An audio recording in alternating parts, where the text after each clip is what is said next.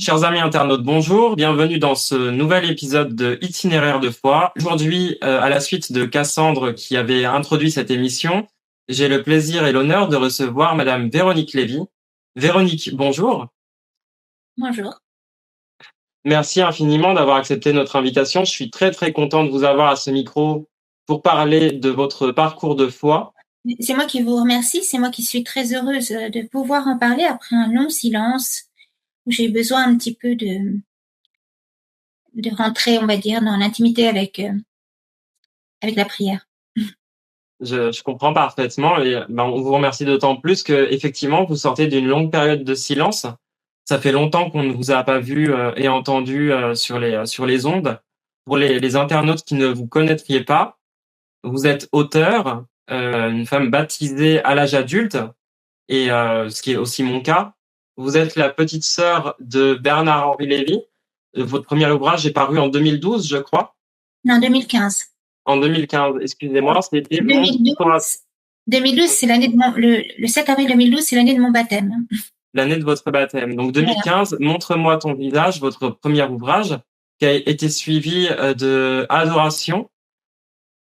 Donc voilà, on peut voir à l'écran les ouvrages de Véronique. Adoration, qui a été suivi de Jésus-Christ ou les robots, qui fait référence, mais vous nous en parlerez juste après, aux robots de Bernanos, même si la connexion est involontaire, que ce n'est pas volontaire de votre part. Et enfin, vous avez écrit Cœur de chair, qui est votre dernier ouvrage. Et là, dans un ouvrage à paraître qui s'appelle Code et chair, vous avez vous signez un excellent avant-propos et vous avez également collaboré au dialogue de cet ouvrage, dont le nom de l'auteur m'échappe. Si vous pouvez nous le rappeler. Alors, Maya Abeguer. Maya Abeguer, très bien. Voilà. Donc voilà, Véronique, on peut parler de votre de la jeunesse de cette conversion, peut-être des éléments de contexte, vos racines, votre environnement familial également. Voilà, dans quelle atmosphère Véronique Lévy a-t-elle grandi? Quel genre de jeune fille était-elle? Alors, écoutez, avant peut-être de parler de la jeune fille que j'étais, je vais parler effectivement de l'enfance, puisque je suis née dans une famille, de par mon nom, on peut le remarquer, juive mais non pratiquante, d'une famille qui n'était pas du tout d'ailleurs hostile au christianisme, puisque ma mère citait souvent des phrases des évangiles. Enfin, ça lui arrivait, comme tu vois la poutre, tu vois la paille dans l'œil de ton voisin, mais tu ne vois pas la poutre qui est dans ton œil, par exemple. Enfin, citer certaines phrases du Christ, mais surtout, j'étais donc dans une famille juive non pratiquante, laïque, avec le frère que vous avez cité, qui est beaucoup plus âgé que moi et qui aurait pu, selon l'âge, être mon père. Et j'ai vécu donc dans ce contexte-là. Et très tôt, vraiment à 4-5 ans, sur une plage de la Garoupe, c'est-à-dire à Antibes, sur le cap d'Antibes, où j'allais en vacances avec ma mère surtout. J'ai une petite amie de mon âge, Coralie, qui m'emmène dans un lieu désert et qui me dit, en me montrant l'horizon, si tu ne crois pas en Jésus, tu seras emporté par les robots. Et les robots vont venir par là-bas. Et c'était même beaucoup plus péremptoire, c'était crois en Jésus, sinon les robots t'emporteront. Donc cette phrase, j'avais 4 ans, je n'ai pas compris, je l'ai pris au premier degré, j'étais terrifiée par ces robots. Et elle m'a appris le Notre Père, le Je vous salue Marie, et tous les soirs, avant de me coucher, je les disais comme des petites prières, en petites prières, parce que j'étais terrorisée par les robots. Je n'ai compris la portée de cette phrase que des années et des années plus tard, lorsque s'est dessiné ce qu'on appelle aujourd'hui le transhumanisme, qui était déjà à l'œuvre à cette époque, bien évidemment, mais en gestation, on va dire, ou de manière plus secrète, puisqu'en vérité, le courant transhumaniste est né de l'eugénisme et de cette volonté et de l'idolâtrie, je dirais même, parce que dans la Bible, il est question déjà des idoles, et quand Dieu dit « elles ont des oreilles, elles n'entendent pas, elles ont des yeux, elles ne voient pas, elles ont des bouches, elles ne parlent pas », cette propension toujours qu'a eu l'homme de construire des automates, on voit la Renaissance, et de vouloir absolument adorer des objets, c'est le veau d'or, ce sont des automates, et voire même faire une création, élaborer une création sans Dieu, une création artificielle ou coupée de l'origine, de la source qu'est Dieu. Je ne dis pas que tout progrès, moi j'aime, il y a des progrès extraordinaires, hein, j'aime la vraie science, celle qui sait s'émerveiller du monde, des étoiles, du cosmos. J'aime, je suis à l'aise parfois avec l'IA quand elle est un outil, bien évidemment. Le problème, étant de ça, le problème, c'est de vouloir arracher l'homme à sa mémoire, à ce qui le fonde, c'est-à-dire Dieu. Or, cette phrase, bien évidemment, enfant, je l'ai pas compris comme ça, mais c'est des années plus tard que j'ai compris que cette petite fille que j'ai appelée la petite jardinière du Seigneur, était en quelque sorte une petite prophétesse et qu'elle m'annonçait le règne de Dieu, le royaume de Dieu qui n'est pas de ce monde et qui est pourtant dans le monde et qui traverse, qui porte ce monde, parce que si Dieu ne portait pas, le Verbe de Dieu ne portait pas le monde, il s'écroulerait. Et cette petite fille me disait quelque part, annonçait que un peuple qui renie Dieu, qui renie ses racines spirituelles, et là je ne parle pas de racines identitaires mais spirituelles, un peuple qui se coupe de sa source qui est la vie, Jésus a dit je suis le chemin, la vérité, la vie, de sa source qui est l'amour en fait avec un grand A, ne peut que tomber dans la barbarie, dans la violence, qu'elle soit sauvage ou qu'elle soit très froide et glaciale, comme on a pu le voir pendant le Covid, comme on a pu le voir dans beaucoup de régimes totalitaires, qui est une violence froide, mécanique, industrielle, comme on peut le voir dans la guerre aujourd'hui, notamment la guerre à Gaza avec des armes. D'ailleurs, pardonnez-moi, une des raisons pour lesquelles j'ai été un peu occultée ces derniers temps sont des positions que j'ai pu prendre, que ce soit sur la vie. Je dis bien le don de la vie et pas le droit à la vie, parce que le droit à la vie voudrait dire qu'il y a des gens qui ont le droit de vivre et d'autres qui n'ont pas le droit de vivre. Sur donc le don de la vie et où j'ai critiqué cet eugénisme et entre autres où j'ai évoqué certaines où j'ai pris position notamment sur Gaza qui a dérangé je pense certains médias et certains chrétiens. Mais c'est tout à votre honneur, c'est extrêmement courageux de votre part et on ne peut qu'être admiratif du courage dont vous avez fait preuve en défendant ces causes et en osant dénoncer ce qui doit l'être. Pour revenir sur cette interaction sur cette plage de la Garoupe à Antibes, comment est-ce que cette interaction, cette rencontre a fait germer en vous cette soif de foi et comment est-ce que tout ça a grandi en vous, a opéré en vous au fil du temps? Bien évidemment. Elle a planté la petite graine de la foi en moi. Vous savez, Jésus parle de la graine de Sénévé. Il dit que cette petite graine, si elle grandit, même si elle est toute petite, elle peut déplacer des montagnes. Il va jusqu'à dire, dis à cet arbre de bouger ou à cette montagne de bouger, elle bougera. On le voit dans toute l'histoire de la chrétienté avec des héroïnes comme Sainte Jeanne d'Arc, qui est ma sainte patronne en quelque sorte, puisque mon deuxième prénom est Jeanne.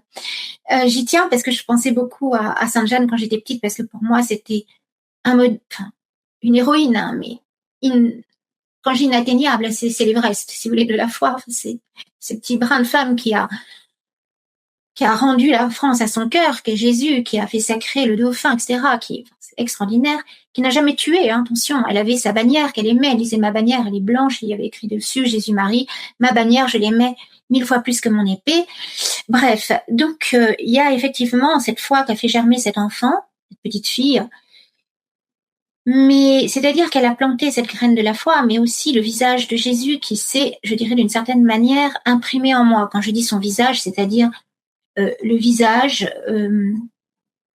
du Verbe, enfin c'est le Verbe fait chair, hein, Jésus, c'est le Verbe éternel de Dieu qui s'inscrit dans la chair de Jésus, de l'homme Jésus, et ça devient Jésus-Christ, la double hypostase, comme on dit en théologie. Et du coup, cet homme sur la croix, les bras grands ouverts, je ne le voyais pas seulement comme l'homme des douleurs, mais comme l'homme qui ouvrait grand ses bras aux quatre horizons du monde pour embrasser toute l'humanité. Et pour m'embrasser, moi, toute petite, certainement, d'une certaine manière, en manque d'affection aussi, mais ça, c'est, peu importe, mais surtout qui ouvrait les bras à toute l'humanité. Jésus, il est venu pour tous. Et toutes les prophéties de l'Ancien Testament, qu'on appelle aussi Première Alliance, annoncent ce Messie qui ouvre le salut et la rédemption à tous, à toutes les nations, à tous les peuples. Jésus n'est pas venu pour un peuple en particulier, il est venu pour toute la terre. Et pour ceux mêmes qui sont en dehors des frontières de l'Eucharistie, entre guillemets, c'est-à-dire des gens qui ne sont pas forcément chrétiens, mais qui, par l'incarnation du Verbe, quelque part ont été saisis dans l'humanité de Jésus, et quand Christ est ressuscité, ont été saisis avec lui et en lui, dans sa gloire.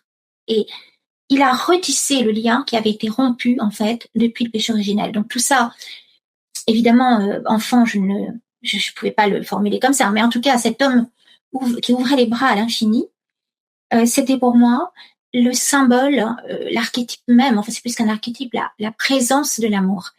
Et j'ai commencé à lui parler, à lui parler, à lui murmurer tout bas. Il était toujours là, il me regardait, il m'écoutait. Il était une présence à mes côtés, enfin en tout cas moi petite je le ressentais comme ça, qui m'accompagnait, qui était là. Je n'étais pas seule, il était un peu mon amoureux en fait, parce que vous savez les petites filles, elles sont souvent amoureuses, évidemment, du prince charmant entre guillemets. Eh bien, à ce moment-là, Jésus était pour moi le prince charmant. Il avait ressuscité, donc je le voyais dans mes yeux d'enfant. Voilà. Voilà. Donc, et puis c'est vrai qu'à ce moment-là, j'allais parfois, quand une église était ouverte, je m'y faufilais comme un petit chat. Je me blottissais dans la pénombre. J'écoutais parfois les chants. D'ailleurs, cette amie m'avait invitée dans le Nord. Elle m'avait emmenée à la messe. Et je l'avoue, je confesse qu'à ce moment-là, en toute innocence, j'étais allée dans la file de communion et j'avais communié. Je savais pas que c'était interdit. D'ailleurs, ils me l'ont pas dit. Ils auraient dû me dire non, tu ne peux pas. Mais bon, j'ai communié. Et je l'ai fait vraiment en toute innocence, si vous voulez. Bien Donc, sûr. quelque part, il était là.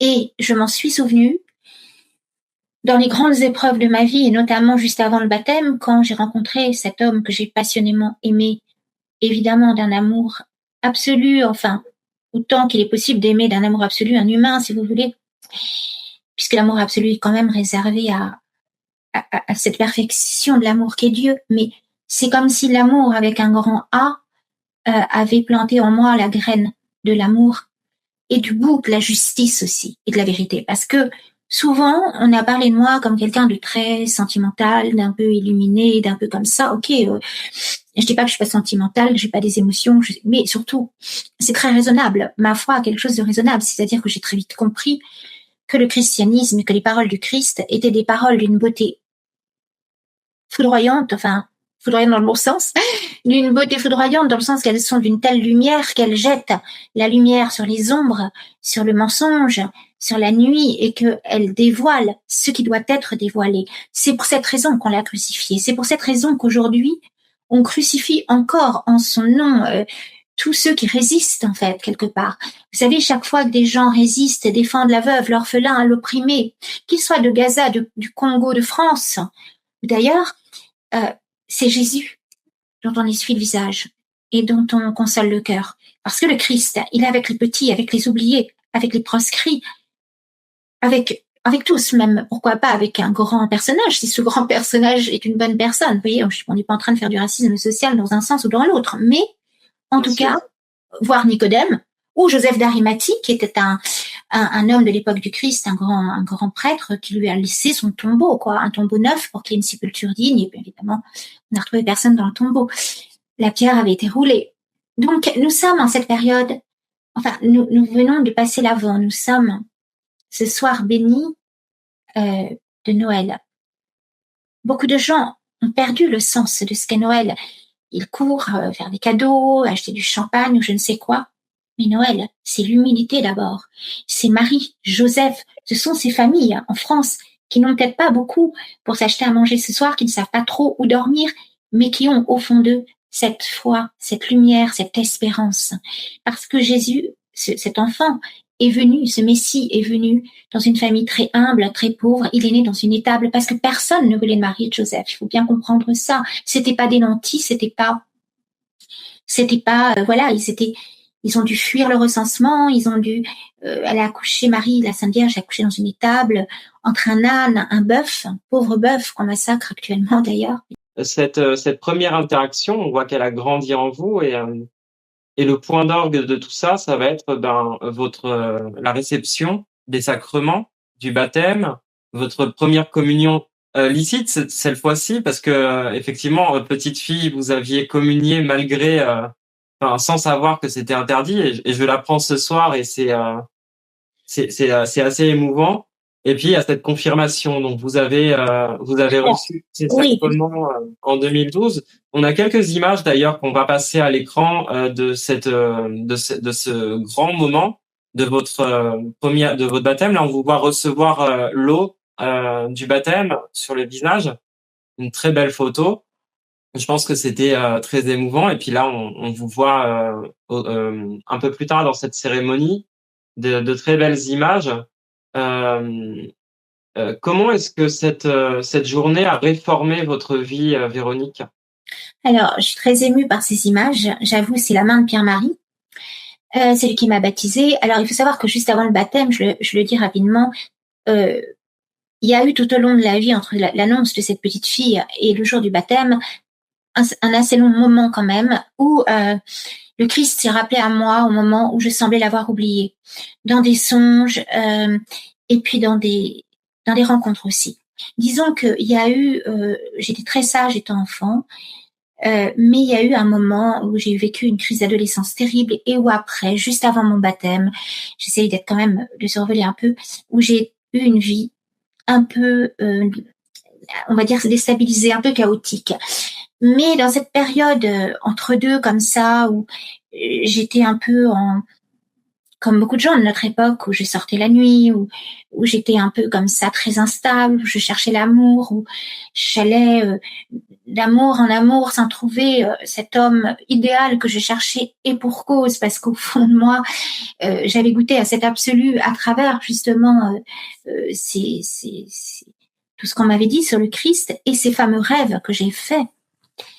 On dit d'abord des songes parce que ce sont des songes puisqu'ils sont religieux et que j'ai entendu dans ces songes des paroles que j'ai découvert plus tard au catéchuménat qui sont des paroles de prophètes. Et il y a un songe que j'ai fait, je vais pas tous les raconter bien évidemment, mais un que je vais raconter, que j'ai déjà dit, mais je le redis parce qu'il est fondateur, il est crucial, il est très important. C'était quand même, on va dire, peut-être 3-4 ans avant mon baptême, avant que je rencontre d'ailleurs cet homme qui m'a mené à l'église Saint-Gervais, qui préparait le baptême avec moi et puis qui est parti. Une nuit, j'ai fait un songe très mystérieux. À cette époque, je créais des bijoux pour Lolita Lempicka, une créatrice de mode. J'avais fait ces bijoux comme ça après la mort de mon père, vraiment pour me consoler en fait. Et c'était comme des prières, j'en fais mes perles comme ça. Puis un jour, on m'a proposé de faire ces défilés, donc j'avais une vie où j'étais assez malheureuse à ce moment-là. J'étais dans une vie, bref. Et je fais ce songe, j'étais dans ce songe, donc j'étais sur une place d'un village au Mexique, pourquoi je n'en sais rien, toute recouverte d'un suaire noir, d'un épais tissu noir de la tête aux pieds, et des hommes m'entouraient et me jetaient de l'un à l'autre en ricanant, et je sentais que j'étais en danger de mort, et dans le songe, donc toujours, je m'échappe de ce cercle, j'arrive à m'échapper, je cours, et j'arrive au pied d'une cathédrale, et là les portes s'ouvrent, comme par miracle. Je me précipite à l'intérieur, j'y trouve refuge, et là j'entends les battements d'un cœur. Un cœur qui secoue tous les murs de la cathédrale. C'est comme si c'était le cœur de ce corps, d'un grand corps, et ce corps c'était la cathédrale en fait. Et je lève les yeux, je vois le Christ en croix, mais c'était un Christ gigantesque, qui c'était le calvaire, le crucifix allait de là jusqu'aux ogives, quoi, jusqu'au toit. Et là, j'entends toujours les battements de ce cœur et je comprends que c'est le cœur du Christ. Et là, ses bras se décrochent de la croix, se mettent face à moi, me tiennent en joug, en quelque sorte, comme ça, vous voyez. Et il me dit que ton cœur de pierre devienne un cœur de chair. Et là, toujours les battements du cœur.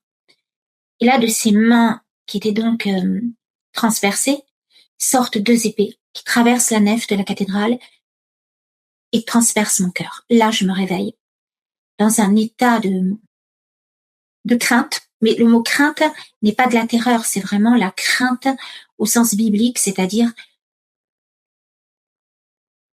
être enfin, comment on veut dire, craindre Dieu, quoi. C'est à la fois une adoration et quelque chose qui vous dépasse tellement que on peut pas, vous êtes dépassé par quelque chose d'infiniment grand. Et là, c'est comme si l'amour avec un grand A, avait tatoué mon cœur. C'est-à-dire, c'était planté dans mon cœur pour tatouer ce petit cœur.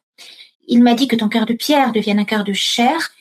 Et c'est comme s'il me disait, sois vivante, vis, relève-toi. Est-ce que vous voulez dire que ce songe vous en a appris plus sur la notion même d'amour que ce que vous pensiez connaître? Oui, bien sûr. Alors déjà, ce songe m'a hanté au sens qu'il m'a obsédé. Je me demandais pourquoi moi? Pourquoi moi, issue d'une famille non catholique, qui ne vais pas à l'église ni en semaine ni le dimanche, puisque voilà, pourquoi est-ce que le Christ vient me dire ça? Et puis, quelle est cette phrase que ton cœur de pierre devienne un cœur de chair? Alors, j'ai un cœur de pierre, comment ça, je pensais aux robots, quoi, les robots, le Christ ou les robots, cœur de pierre, cœur de chair. Je comprenais pas très bien. Et pendant tout un moment, j'étais absolument obsédée par ce songe. Et je l'ai interprété à ma façon, avec les seuls éléments que j'avais pour moi à ce moment-là. J'avais aucune culture religieuse. Je n'avais pas lu les évangiles. J'entendais des bribes par-ci par-là dans le langage courant. Et du coup, je comprenais qu'il fallait que je m'ouvre à l'amour, que j'aime mon prochain, et que peut-être, parce que vous savez, bon, je voulais pas trop le dire, mais j'ai eu enfant un gros problème, qu'ont eu beaucoup de gens d'ailleurs. J'ai eu une intrusion, je dirais une ingérence d'ordre, vous comprenez ce que je veux dire? Oui, tout à fait. Et ça n'a pas été jusqu'à, mais bon, il y a eu quelque chose. J'étais vraiment toute petite. C'était en dehors du cercle. Voilà, c'était en dehors du cercle intime, bien sûr. Hors du mais cercle familial. oui, en dehors. Oui, tout à fait. Mais il y a eu ça. Et mon corps garde la mémoire, en fait, même si vous vous souvenez pas forcément consciemment, le corps garde la mémoire d'un traumatisme et voilà. Et du coup, j'avais un rapport ambigu aux personnes de l'autre sexe, on va dire.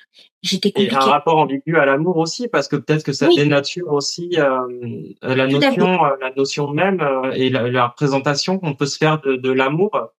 Tout à fait. J'étais pas totalement capable d'aimer au sens où, mais d'ailleurs qui en est véritablement capable, c'est très dur d'aimer vraiment l'autre pour l'autre, etc. Mais là, j'étais vraiment dans quelque chose de compliqué. Et là, c'est comme s'il y avait eu quelque part, au-delà de l'aspect mystique, puisque c'est la fameuse phrase d'Ézéchiel, Ézéchiel, dans un livre, Dieu lui dit, j'arracherai ton cœur de pierre et j'y mettrai mon cœur de chair. C'est une parole d'Ézéchiel que j'ai découvert en catéchuménat. Mais puisque je n'avais pas cette culture-là à ce moment-là, je la voyais vraiment comme si Jésus me disait, arrête de barricader ton cœur, arrête de t'emmurer vivante dans un corps qui devient une forteresse et essaye d'aimer même l'autre, s'il est imparfait, si son corps, sa chair sont trop lourds, parce que moi j'avais quand même cette tentation de rejeter un peu le corps, vous voyez. Et vous êtes c'est comme peut-être si construit une carapace, une sorte d'armure. oui, le corps était problématique pour moi, le corps des autres, mon propre corps, et Jésus me disait quelque part, à travers ce rêve, je l'ai interprété comme ça, ose avoir un cœur de chair, ose habiter ta chair, parce que je vous ai créé de chair, et quelque part, le Verbe éternel s'étant incarné, inscrit comme dans un livre dans la chair de Jésus, ça veut dire que cette chair, depuis, elle a été visitée. Parce que cette chair, bon, on en parlera tout à l'heure, mais suite au péché originel, il y avait comme une rupture, en fait. Et d'ailleurs, il est fort possible que dans l'Éden, Adam et Ève n'avaient pas un corps comme nous l'avons aujourd'hui. C'était un corps totalement autre. Un corps de lumière, certainement, je ne sais pas. Mais en tout cas, dans cette dimension-là, le corps, la chair sont soumis à l'espace, au temps, à la mort. Et c'est pas toujours facile à accepter tout ça. Donc là, votre cheminement est bien engagé, mais qu'est-ce qui vous pousse à prendre la décision de recevoir les sacrements? Parce qu'il y a quand même beaucoup de temps, ça se compte en années. Et effectivement, ce qui s'est passé, c'est que j'ai eu donc suite à une vie un peu décousue, et j'ai eu comme un goût amer, quoi. Je me disais, c'est pas possible. Un jour où je suis rentrée très tard, comme ça, Je faisais rien de vraiment mal, mais je dansais toute la nuit, mais rien de grave, vous voyez, mais quand même, j'allais dans un café le soir, je rencontrais mes amis, on sortait, on faisait la fête, et un soir où je suis rentrée très tard, et c'est vrai que j'avais un cœur d'artichaut, je me suis dit, je ne veux pas mourir sans baptême, ça n'est pas possible, je veux pas mourir sans baptême, je veux être baptisée, mais comment faire, où aller? Et c'est là que, quelques jours après, comme par miracle, Einstein disait le hasard c'est Dieu qui passe incognito, donc il n'y a pas de hasard. J'ai croisé un homme, enfin un jeune homme, un homme qui avait vraiment un visage de Christ en plus, qui un tableau de Fra Angelico presque, et qui me dit, je l'ai raconté tout ça dans Montre-moi ton visage, bonsoir petite orpheline vampire, parce que j'étais très pâle. Alors tu étais une enfant mort-née sans baptême. C'est un homme assez particulier. Et là, j'entendais baptême, et je me suis dit, mais c'est pas possible. J'ai eu une histoire d'amour avec cet homme. Il se trouve qu'il préparait son baptême à l'église Saint-Gervais à Paris. Et je me suis inscrite au catéchuménat. J'ai une relation, j'ai avec cet homme rencontré vraiment un vrai amour. Où un jour, je l'ai regardé et j'ai ressenti quelque chose d'autre qui passait à travers lui. Comme si, à travers lui, au-delà de lui, en fait, plus exactement, quelqu'un m'attendait. Et effectivement, on a préparé notre catéchuménat ensemble. Il m'a quitté quelque temps après et j'ai été absolument dévastée. Et là, loin d'abandonner, la seule chose qui me permettait de rester debout, de me lever le matin, de continuer à respirer, c'était de me dire, je continuerai le chemin et je continuerai ce chemin vers le baptême, ce voyage vers le baptême seul. Tant pis s'il est parti. Et tous les matins, je me levais à 5 heures. J'allais au Laude, à Saint-Gervais. C'était en novembre 2010, je crois, oui, c'est ça. Parce que le catéchuménat, ça a duré quand même 1 an et demi. J'étais baptisée le 7 avril 2012. Là, c'était donc en novembre 2010, il neigeait. Et j'entendais quand même quelques moineaux, si vous voulez. Et sous la neige, j'entendais mes pas et je savais que j'allais dans un lieu où là, il y avait la lumière. Il y avait toutes les sœurs qui étaient là, à genoux, dans la pénombre. On entendait, d'abord, il y avait le grand silence, et puis ensuite se levaient les chants des laudes avec les psaumes. Et là, j'ai été complètement, non seulement consolée, mais comme ressuscitée, parce qu'un matin, je me suis réveillée et je n'avais plus mal. Et je me suis dit, mais ça n'est pas possible. Normalement, si vous voulez, après une rupture comme ça d'un amour qui était vraiment pour moi l'homme de ma vie, vraiment, je l'aimais, mais je lui avais dit un jour, je préfère mourir avec toi que de vivre sans toi, quand même. J'avais dit ça. Et là, si vous voulez, tout à coup, on peut pas se remettre l'histoire aussi vite comme ça. Et là, tout à coup, je sentais qu'à travers lui, quelqu'un d'autre, effectivement, m'avait appelé. C'est un peu comme, vous savez, comme ça, Marie-Madeleine, qui a eu beaucoup d'amour, mais qui comprend qu'à travers ces hommes, elle cherchait le visage du Christ. Et moi, c'était vraiment cet homme-là que j'avais aimé. Et à travers lui, c'était déjà le Christ qui m'avait, quelque part, peut-être employé les grands moyens, quoi. Il s'était dit, elle comprend toujours pas, j'envoie des rêves, des songes. Et là, bon. Et puis là, j'ai commencé à dévorer des livres, à lire la Bible, à aller tous les jours au Laude. J'étais dans un état de joie, mais une joie tellement pure, tellement lumineuse. J'ai vécu des choses que j'avais peut-être pas vécues enfant, en fait, voyez. Cette joie de Noël, là, parce que c'était en novembre, alors on a commencé à préparer Noël, et on allait de fête, en fait. Et Pierre-Marie Delfieux, le fondateur des fraternités monastiques de Jérusalem, qui était un homme d'une grande foi, et à un moment, je dis ça, j'entends les cloches qui sonnent, là, je les entends dans ma chambre, nous disait, tu vois, dans le christianisme, c'est la joie. On va de fête en fête. Chaque fois c'est la fête d'un saint, ensuite c'est l'Avent, ensuite c'est Noël, ensuite c'est les saints innocents, et Dieu sait que c'est tragique, les saints innocents, mais quand même, il y a une transfiguration de la douleur à chaque fois. Et toute l'histoire du christianisme, c'est cette transfiguration de la douleur. C'est pas le transhumanisme, je refais un petit ricochet là-dessus, c'est éviter d'habiter notre demeure, notre humanité. Alors qu'avec le christianisme et dans le fait religieux en général, on n'évite pas, on ne renie pas, on ne dénie pas notre humanité. On l'habite, mais elle va être transfigurée. ressuscité, si vous voulez. Mais Alors, moi, si je comprends bien, cette douleur dans sa vie, je l'ai vécue. Je l'ai vraiment vécue. Quand cet homme est parti, je l'ai vécu. Vraiment, j'étais dans un état de dévasté. La vie était finie pour moi, vraiment. Et un jour, je me suis réveillée et voilà, c'est comme quand le Christ ressuscite, il ressuscite avec ses blessures. Elles sont pas effacées, mais il y a de la lumière qui en sort. C'est ça. Toute l'histoire du christianisme, c'est ça, en fait, quelque part. Et la beauté chrétienne, c'est pas une beauté froide et lisse, comme, je sais que c'est très beau, les statues grecques et l'art grec, mais c'est une beauté froide. La beauté chrétienne est une beauté habitée et une beauté qui naît de la faille, de la blessure, de la fragilité. Et c'est heureux les fêlés, car par eux passe la lumière. J'avais lu ça dans un café, et c'est vrai que je sais plus qui a écrit cette phrase, mais c'est tellement vrai. Voilà, pardon. non, je vous en prie. Donc, si je comprends bien, en fait, au fur et à mesure que vous en appreniez plus et que vous faisiez ce catéchuménat que vous aviez commencé à deux, mais que vous avez terminé seul, vous avez vécu ça comme une véritable renaissance. On sait que le baptême est une renaissance, mais dans votre cas, vous l'avez même ressenti comme ça. C'est bien ça? Oui, tout à fait. C'était ma naissance. Quand on me demande, quand je suis née, je dis le jour de mon baptême. Et vraiment, parce qu'ensuite j'ai vécu l'enfance. Je dis pas que j'étais malheureuse enfance, c'est pas ça, mais là c'était vraiment comme si j'étais retissée. Et vous savez, il y a un psaume qui dit: je t'ai tissé dans le ventre de ta mère. Je t'ai brodé au sein de la terre, ton embryon, mes yeux le voyaient. C'est Dieu qui parle dans un psaume, c'est extraordinaire. Mais là, c'était pareil. C'est comme si j'étais retissée, recréée.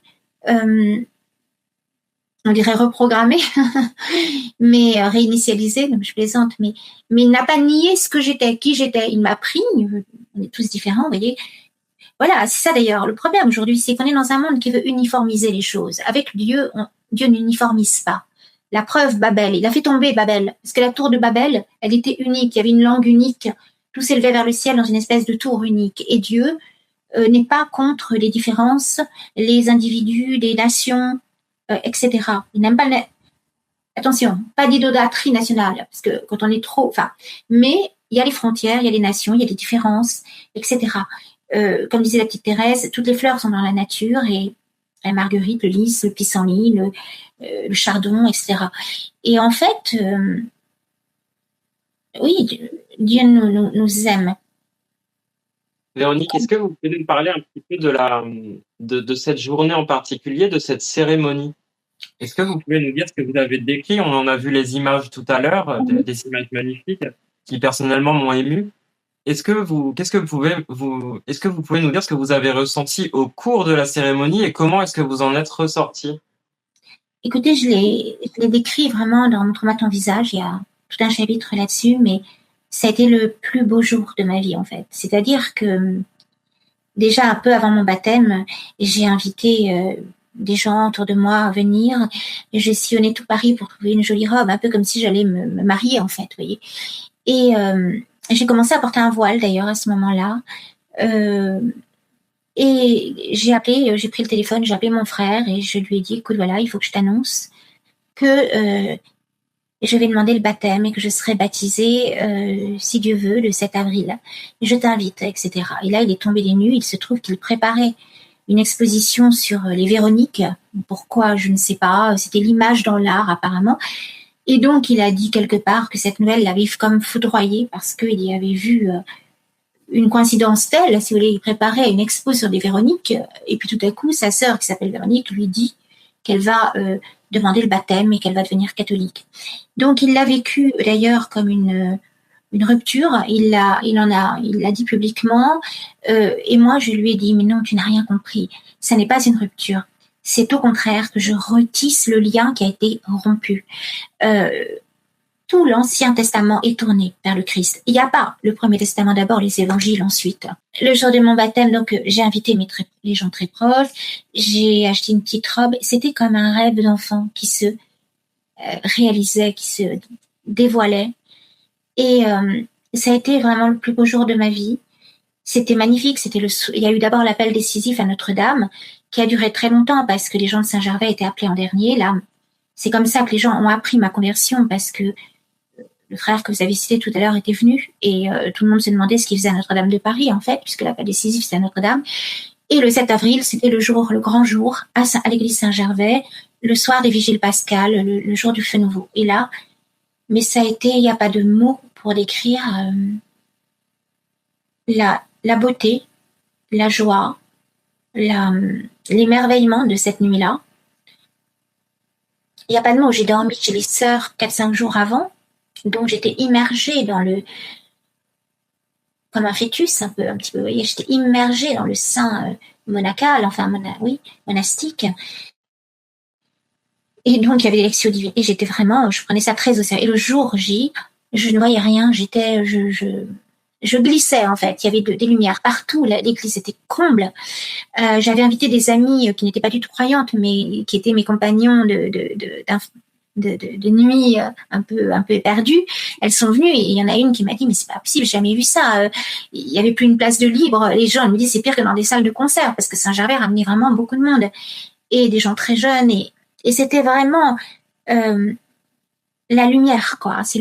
Et ce qui est très beau, c'est qu'il y avait eu juste avant les jours de la Passion, avec tout ce chemin de croix, toute cette montée, avec les paroles du prophète Isaïe sur le serviteur souffrant, tout ça. Je découvrais au fur et à mesure aussi à quel point la première alliance est toute tournée vers les évangiles, en fait. En tout cas, beaucoup de moments, beaucoup de passages. Et tout à coup, cette joie qui n'est pas une joie tapageuse, qui est comme l'eau qui court doucement sous la terre, sous la neige, et tout à coup, c'est l'éclosion. Et c'est ça la résurrection. Et là, je glissais. Donc en fait, il y a eu ma marraine qui est à mes côtés. Il y a eu le moment même du baptême où j'ai reçu de l'eau et pas mal d'eau sur le visage. Juste avant, on m'a mis l'aube blanche, vous savez, sur ma petite robe, on m'a mis une aube. Et ensuite, en fait, j'étais tellement impressionnée que je pourrais pas vous détailler dans les moindres détails, mais je me souviens que ensuite il y a eu, puisque c'était, ensuite il y a eu la confirmation. Vous avez montré une image tout à l'heure, et puis il y a eu la première communion. Et tout ça s'est fait dans un mouvement. J'entendais le psaume, vous savez, quitte ton peuple et la maison de ton père, viens. Le roi sera séduit par ta beauté. Le roi, c'était Jésus, bien sûr, c'est Jésus. Donc, en fait, j'avais cette rupture en fait, c'est pas une rupture, mais j'avais été, je quittais quand même un univers, je dirais, laïque, pas vraiment athée, je suis dans ma famille, mais en tout cas pas du tout religieux, de culture juive quand même, pour suivre le Christ. Et en fait, j'entendais ce psaume comme une fille de roi, elle est parée. J'avais mis j'avais cette aube blanche qui était vraiment le vêtement de la Renaissance en fait. Et le roi sera séduit par ta beauté, c'est le Christ, quoi. Voilà. Et donc le baptême efface normalement les péchés. C'est ce qu'on nous dit. Enfin, les péchés, ça veut dire les blessures, les ruptures, tout ce qui fait qu'on n'a pas été au cœur des choses, vous voyez, au cœur de la vraie vie. Le péché, c'est ça, c'est pas être au cœur de la vraie vie, parce que le cœur de la vraie vie, c'est Dieu. Soyez des vivants, et pas des viveurs, des vivants, pas des morts, des vivants, c'est ça qu'il nous demande, des vivants. Les vivants, c'est des êtres qui sont pleinement dans l'amour. D'accord, je vous remercie infiniment pour ce témoignage extrêmement touchant, extrêmement émouvant. Et d'ailleurs, pardon, mais entre nous, j'étais totalement immergée donc dans on était 7, c'était le dernier baptême du père Pierre-Marie Delfieux, et en fait,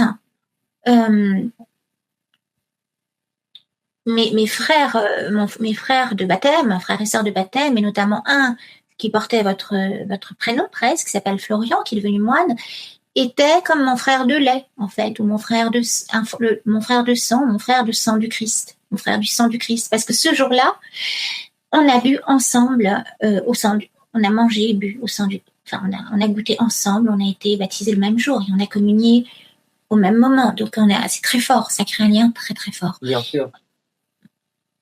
Véronique, je pense que ce témoignage nous amène à des questions peut-être qui s'éloignent de votre parcours de foi, mais qui touchent à des sujets que vous avez sans doute travaillé. Et on commençait tout à l'heure à échanger sur la place de l'Ancien Testament pour nous catholiques. Euh, Comme vous êtes issu d'une famille de culture juive, je pense que c'est des choses que vous avez, qui vous ont beaucoup travaillé et sur lesquelles vous vous êtes beaucoup questionné. En tout cas, vous avez sans doute un avis sur cette place de l'Ancien Testament. Pour nous catholiques, on sent qu'aujourd'hui il y a un courant au sein de la chrétienté que on peut qualifier d'hérésie, hein, marcionniste, qui gagne du terrain, qui n'est pas nouveau. Ce n'est pas un phénomène nouveau, mais c'est un phénomène qui gagne du terrain. Qu'est-ce qu'on pourrait répondre à ces personnes qui dissocient le Dieu de l'Ancien Testament du Nouveau, qui coupent les Écritures, qui font dans cette culture? Alors écoutez, en fait, moi je vais pas les condamner d'abord, je vais essayer de comprendre et je vais vous dire quelque chose qui va peut-être vous choquer. Avant mon baptême, quand j'étais comme ça la nuit dans des cafés, il nous arrivait parfois de parler de la Bible, de la religion, de la foi. Et j'ai toujours aimé Jésus, vraiment toujours. Pour moi, ces paroles étaient des paroles de vie, de absolue perfection, de l'humanité arrivée à sa plénitude.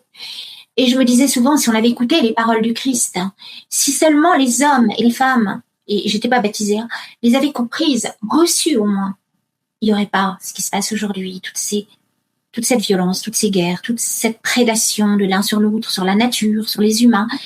La parole du Christ, elle est révolutionnaire, mais c'est une révolution qui n'est pas sociale, qui est anthropomorphique, ontologique, spirituelle. Pour parler simplement, on va dire une révolution, civilisationnelle absolue, quoi, qui ramène l'homme, l'humanité à sa vocation première, qui est celle d'aimer et qui n'est pas toujours dans l'échange mercantile de l'argent, mais dans le don absolu, de l'amour de l'un à l'autre, etc. Et chose que l'humain n'a jamais tout à fait compris.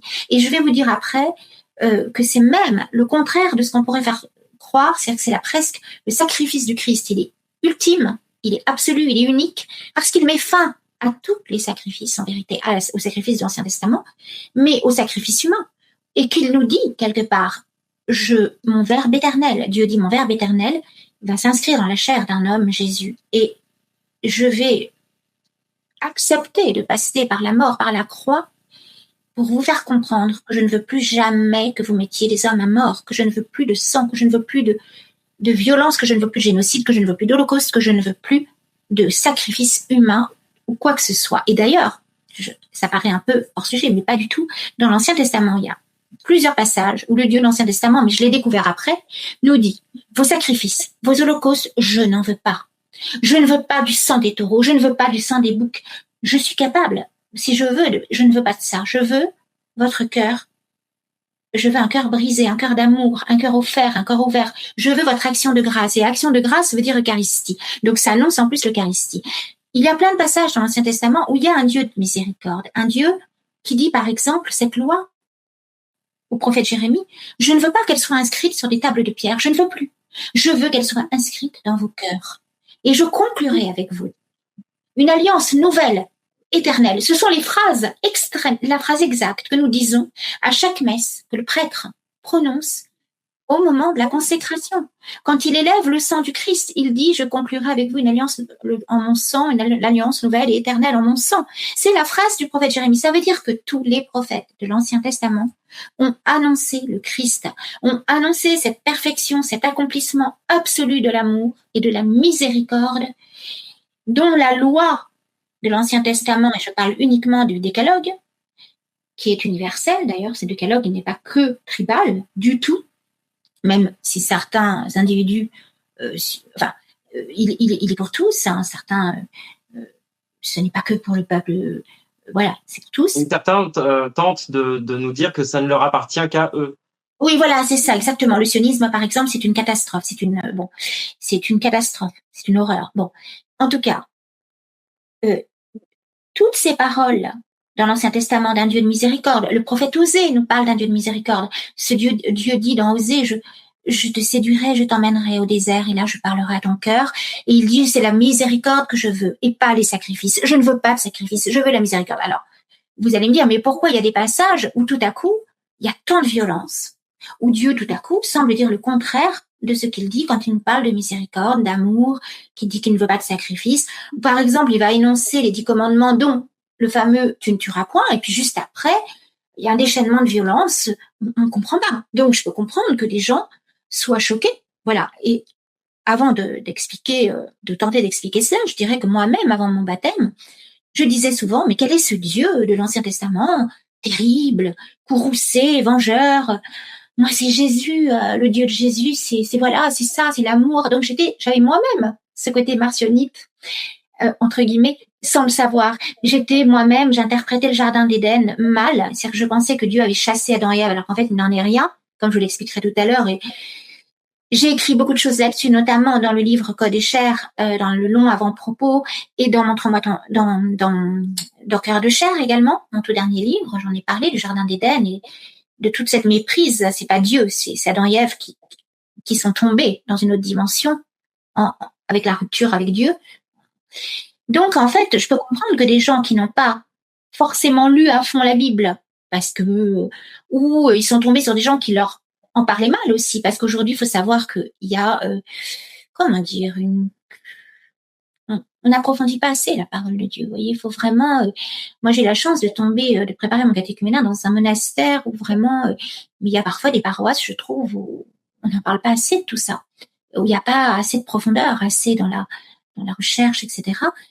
Et en fait, donc, je peux comprendre que, à première vue, il y ait cette différence énorme. Et c'est ensuite, en lisant et relisant, en écoutant plus exactement, parce que moi, je suis pas quelqu'un qui aime beaucoup lire, en fait. Je suis quelqu'un de très...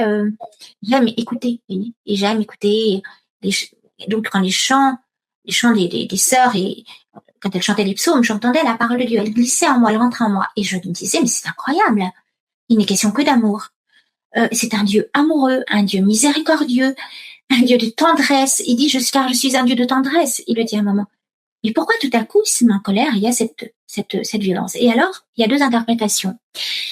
Donc, j'ai tenté de répondre à ce que vous appelez les marcionites. Effectivement, Marcion était un homme qui a vécu et qui a été considéré par les pères de l'Église comme hérétique, et par toute l'Église.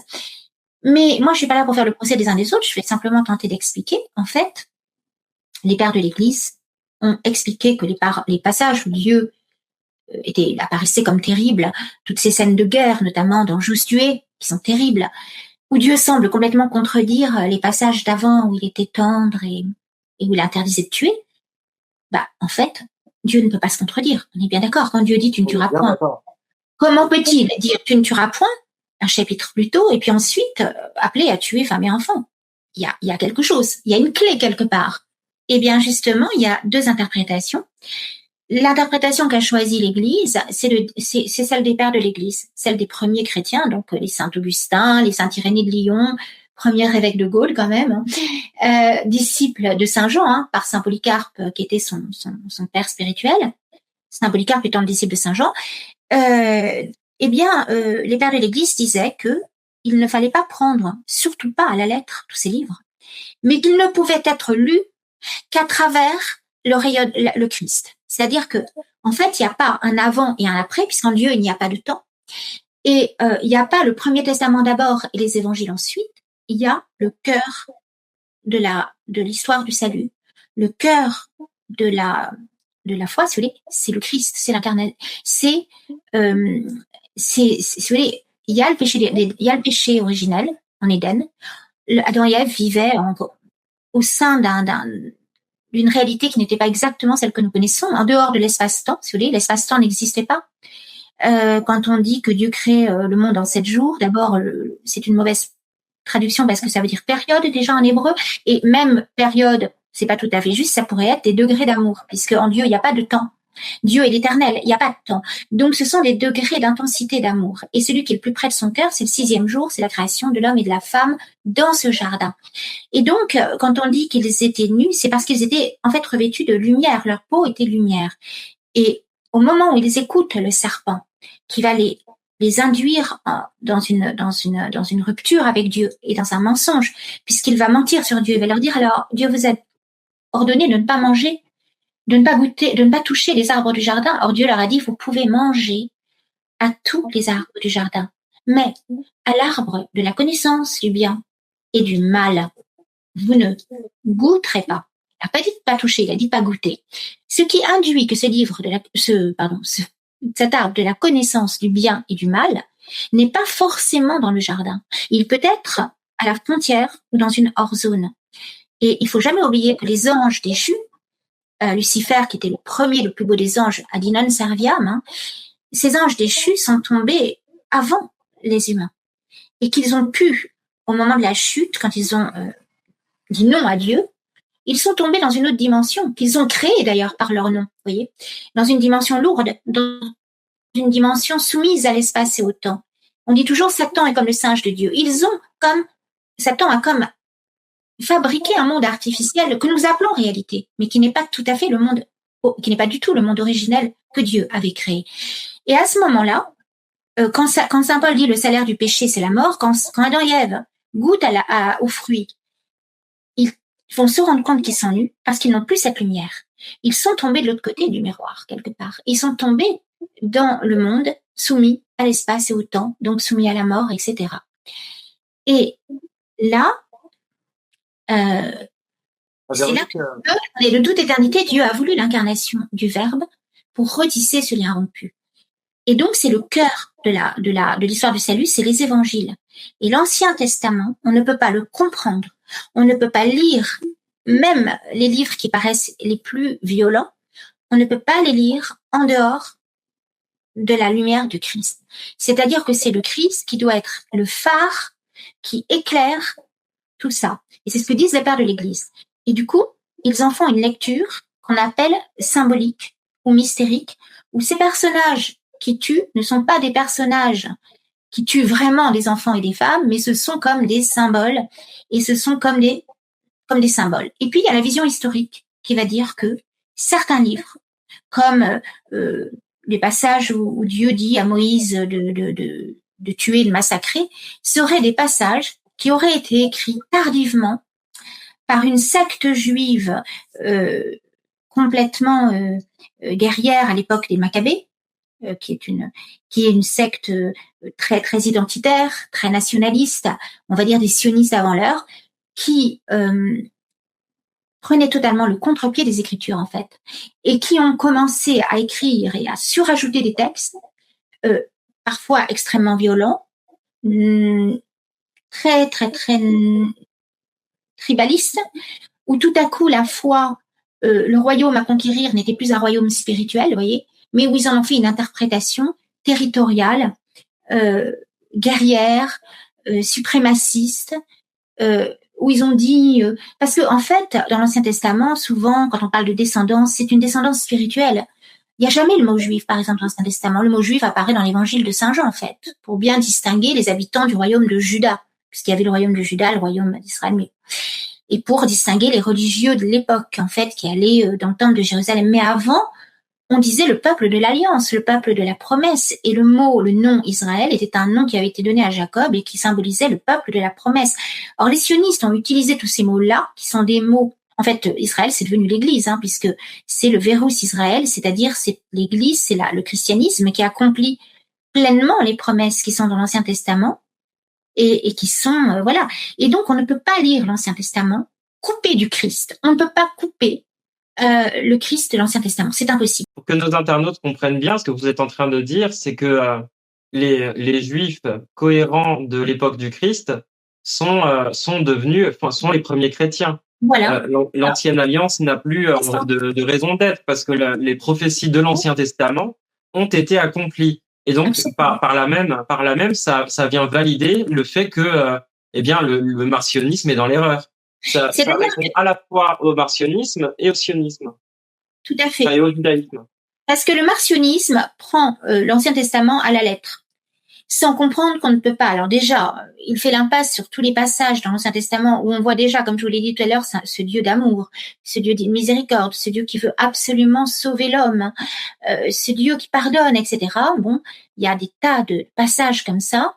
Je vous les ai cités tout à l'heure, entre autres. Il y a même un passage où Dieu voit un bébé qui a été abandonné dans un champ, baignant dans son sang. C'est très violent. Et il prend cet enfant, il le lave, il en prend soin. Enfin, on voit toujours ce Dieu d'amour. Et pourquoi est-ce qu'on ne parle toujours que des passages où Dieu est violent? Alors, certes, ils sont là.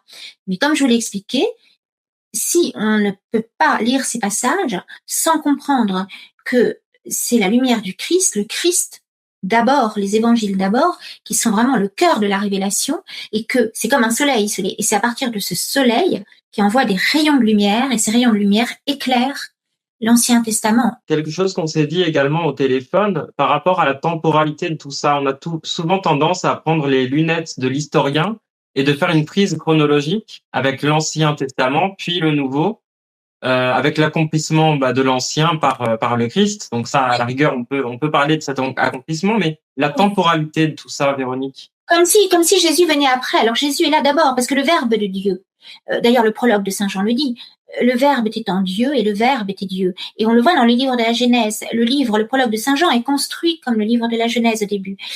Vous savez, dans le livre de la Genèse, il est dit, l'Esprit de Dieu planait sur les eaux, Dieu dit, et la lumière. Dieu dit, et hop. Donc c'est toujours le Verbe. Dieu dit, c'est le Verbe. Donc Dieu, le Verbe est lancé, et ça est. Et Saint Jean dit, et rien ne fut créé sans lui. Ça répond tout à fait au livre de la Genèse. Donc, le Verbe de Dieu, il est là depuis l'origine. Il n'y a pas d'origine en Dieu. Dieu a toujours été, de toujours à toujours. Ce qui a eu lieu dans le temps, c'est quand le Verbe s'est inscrit dans la chair d'un homme nommé Jésus. Okay, et ensuite, ça a donné cette double hypostase, Jésus-Christ. Bon. Mais le Verbe a toujours été, de toujours à toujours. Et de toute éternité, Dieu savait qu'il y aurait la rédemption qui est une recréation de l'homme, en fait, quelque part. Suite au péché originel, suite à cet acte, cette rupture fondamentale, où dans l'espace, dans le temps, et d'ailleurs un scientifique, un astrophysicien, Aurélien Barraud a dit un jour, mais le Big Bang, c'est comme une pathologie. C'est-à-dire que c'est comme une rupture, en fait. On voit ça toujours comme le commencement de quelque chose. Et bien là, il a dit, c'est cette chose étonnante, il a dit non, c'est pas un commencement, c'est comme une rupture, c'est comme une blessure, le Big Bang. Et alors quelqu'un lui dit, mais qu'est-ce qu'il y avait avant? Il dit, mais c'est pas une bonne question. On peut pas dire avant, parce qu'il n'y a pas d'avant le Big Bang. L'espace et le temps adviennent avec le Big Bang. Mais au-delà et par-delà le Big Bang, c'est le grand mystère. Et pour moi, le Big Bang, d'une certaine manière, je l'ai écrit dans Cœur de chair, je l'ai écrit dans la préface de mon amie Maya Beguer, Le Code et la chair, où on parle de l'IA, on parle de plein de choses. Il n'y a pas de temps donc en Dieu, et que de toute éternité, Dieu avait décidé, enfin je sais pas comment on peut dire, c'est que son Verbe éternel assumerait l'humanité de Jésus pour embrasser toute l'humanité et retisser ce lien qui a été rompu pour nous, un peu pour créer comme un chemin d'accès en fait vers le royaume entre guillemets, qui est en fait l'amour avec un grand A.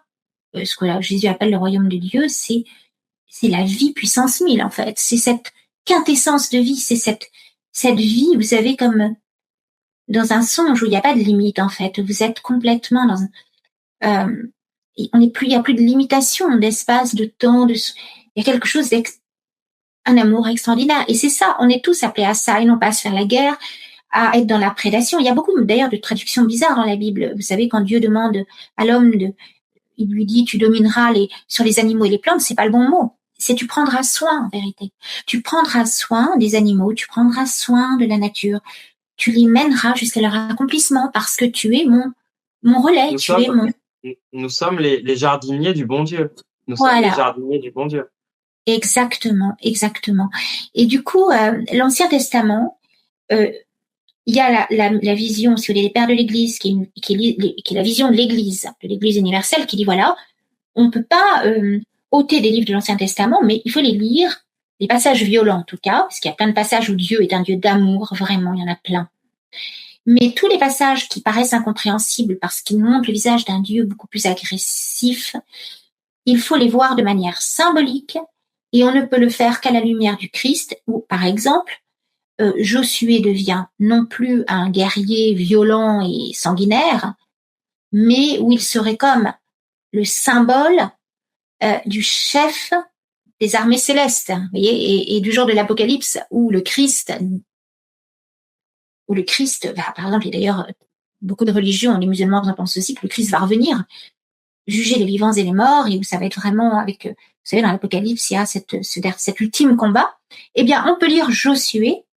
Je sais que c'est pas facile, hein, mais sous le regard du livre de l'Apocalypse, et où là on comprend que c'est déjà une préfiguration de l'Apocalypse, et du Christ dont il est question. Il sera le roi de tout, enfin, il conduira les peuples avec une main de fer. C'est le roi de gloire. C'est le juste, c'est le Messie, en fait. Et le juste parmi les justes. Et donc, c'est pas du tout, voilà. Mais je vous avoue que j'ai du mal avec lui. Je suis pas la seule, puisque mon père spirituel disait lui-même que bon, c'était un des livres qu'il aurait bien ôté de la Bible, en plaisantant. Mais vous voyez, il y a un livre qui a été ôté de la Bible, qui s'appelle le livre d'Enoch, et qui a été conservé dans l'église éthiopienne, et qui nous parle de transhumanisme, qui nous parle de ces géants qui s'unissent, enfin, de ces anges déchus, plus exactement, qui s'unissent avec des femmes et pour donner des êtres absolument hybrides. Et quand on sait aujourd'hui que la science, c'est pas la science d'ailleurs, parce que la science c'est une chose belle, la science sait s'émerveiller du cosmos, non, ce sont des apprentis sorciers, plus exactement, comme ce Yuval Noah Harari, qui est le bras droit de Klaus Schwab, le maître à penser de Klaus Schwab, et qui a écrit un livre au titre évocateur, Vous serez comme des dieux, qui est exactement la phrase du serpent devant Adam et Ève. Et ce Yuval Noah Harari nous dit que, par exemple, Gaza est un formidable laboratoire de cobayes, ou qui nous dit que le Covid est un formidable tremplin pour commencer à asseoir les premiers jalons de la surveillance neuro-totalitaire dont parle Maya Abegger dans son livre, et qui est cette surveillance non plus externe par des caméras, mais interne au cœur même de nos cellules, de nos génomes. Et moi, je rajouterais cette programmation avant même la conception, puisqu'aujourd'hui, et c'est préparé de longue date, il y a des manipulations génétiques embryonnaires. Par exemple, je crois que c'est aux Pays-Bas, ils ont commencé à fabriquer, je dis bien fabriquer, des embryons à partir de gamètes artificiels en laboratoire pour en faire un élevage industriel, comme on fait avec des bovins. Donc, il y a une réification de l'homme, une marchandisation de l'homme, du corps de l'homme, sous prétexte de progrès, de un enfant pour tous. En vérité, c'est un miroir aux alouettes. On joue avec les bons sentiments de personnes qui ont envie d'avoir des enfants, pas forcément stériles, mais une femme seule ou autre. Mais en vérité, l'enjeu n'est pas là, l'enjeu est économique, puisque chaque PMA, coûte très cher et fait bien marcher les labos. Et surtout, il y a une sélection qui n'est plus simplement, comment vous dire, au moment de la gestation, mais qui est au moment de la conception. C'est-à-dire qu'on va trier les embryons, des embryons qui sont dignes de vivre ou indignes de vivre, dignes de mort, on va dire, pour faire un petit pied de nez à leur nouvelle formule pour l'euthanasie. Et en fait, n'oublions jamais ce député que je cite dans le livre de Maya, mais que je ne vais pas Philippe Vigier, je crois, qui avait quand même dit en pleine Assemblée nationale lors de la loi bioéthique de 2 août 2021, lors du vote de cette loi, qui avait dit il faut traquer, je dis bien traquer les embryons aux chromosomes défaillants. On est en plein eugénisme. Aujourd'hui, on en est à trier comme ça ceux qui, et à uniformiser comme ça. Et donc, on peut aujourd'hui, dès aujourd'hui, fabriquer des êtres qui seront dotés de certaines qualités ou pas. On peut faire déjà par exemple, il y a eu une autorisation dont personne n'est au courant, c'est l'autorisation d'insérer des embryons humains dans des ovocytes animaux, de singes ou de porcs. Pendant la crise, la pseudo-crise Covid, les injections qui étaient proposées étaient faites à base de cellules de singes déjà. Je me rappelle de ça. Véronique, je pense que le moment est opportun pour passer à la petite surprise de cette émission. Je vous avoue qu'on a préparé une petite surprise. Donc notre régisseur va nous faire la gentillesse d'afficher ce qu'on avait prévu et on regarde ça ensemble. Bonsoir cher Florent, bonsoir chère Véronique. Eh bien, je suis très heureuse d'apprendre que vous êtes donc participante de cette émission Itinéraire de foi pour nous parler de votre conversion et des étapes qui vous ont mené à la foi chrétienne, à la foi catholique. À la demande de Florent, j'ai donc préparé quelques questions. Je voudrais vous parler dans cette première question de la situation actuelle en France et vous demander si vous n'êtes pas inquiète de la situation des chrétiens dans notre pays aujourd'hui, étant donné le traitement infligé à nos églises qui fait la une bien souvent malheureusement des médias. Une deuxième question serait celle-ci. Vous avez certainement entendu parler du livre d'Éric Zemmour, La messe n'est pas dite, où il prend position bien sûr c'est un positionnement politique par rapport à la foi chrétienne qu'il voit comme un élément culturel de notre pays, un élément identitaire. Voilà, je voudrais savoir quelle est votre opinion à ce sujet. Troisième question. Cette année 2026 va commencer donc la campagne pour la future élection présidentielle et je voulais savoir si pour vous la religion du futur président, voilà ses croyances, ses valeurs, même toutes personnelles, si sa foi était importante pour vous pour faire éventuellement un choix de vote. Merci beaucoup en tout cas pour cette émission qui tombe à pic en cette période de Noël et qui est susceptible d'éclairer beaucoup de personnes et de rendre aussi l'espérance. À tous deux, je souhaite bien évidemment un très joyeux et très saint Noël et que l'enfant Jésus vous comble de ses bénédictions. À bientôt, j'espère. Voilà, Véronique, une petite surprise qu'on a préparée. Alors, je suis très émue parce que Cassandre, que je ne connaissais pas du tout, j'avais effectivement pris sa défense, comme je fais souvent, sans vraiment réfléchir, ça venait du cœur.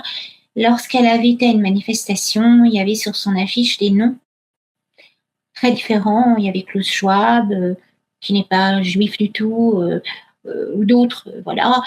Et bon, il y a eu une véritable persécution dont elle a été l'objet. Et j'avais tenu à écrire une lettre et à la lire dans une vidéo. Et elle avait été d'ailleurs, cette lettre avait été publiée d'ailleurs dans certains journaux. Et jusqu'à Nice Matin, je crois, ou je ne sais plus quel journal comme ça, on avait parlé. C'est étonnant que, voilà. Donc, je suis très émue parce que je trouve que c'est une jeune femme courageuse à qui on colle des étiquettes absurdes, qui a une grande foi, qui a une grande profondeur quand elle parle. Voilà, qui a une belle âme et je la remercie. Elle m'a dit, une fois elle avait parlé de moi, ça m'avait beaucoup émue aussi. Alors, est-ce que je suis inquiète pour les chrétiens en France? Curieusement, j'ai confiance. Effectivement, apparemment, il y a beaucoup de persécutions, mais pas qu'en France. Quand on va dans le reste du monde, voilà, les églises brûlent, etc. Mais j'ai envie de dire que c'est aux Français aussi de se réveiller. Et comme disait Bernanos, de se ressaisir de leur foi. C'est bien joli, en fait, de critiquer les hommes politiques, mais on ne peut rien faire en dehors de Dieu, en fait. Et beaucoup de Français appelés identitaires vont désigner l'islam comme le premier ennemi à combattre. Mais en vérité, le premier ennemi à combattre, c'est la désertion des églises des Français eux-mêmes, qui parfois préfèrent aller au McDo ou je ne sais où plutôt, ou de faire la grasse mat plutôt que d'aller à l'église.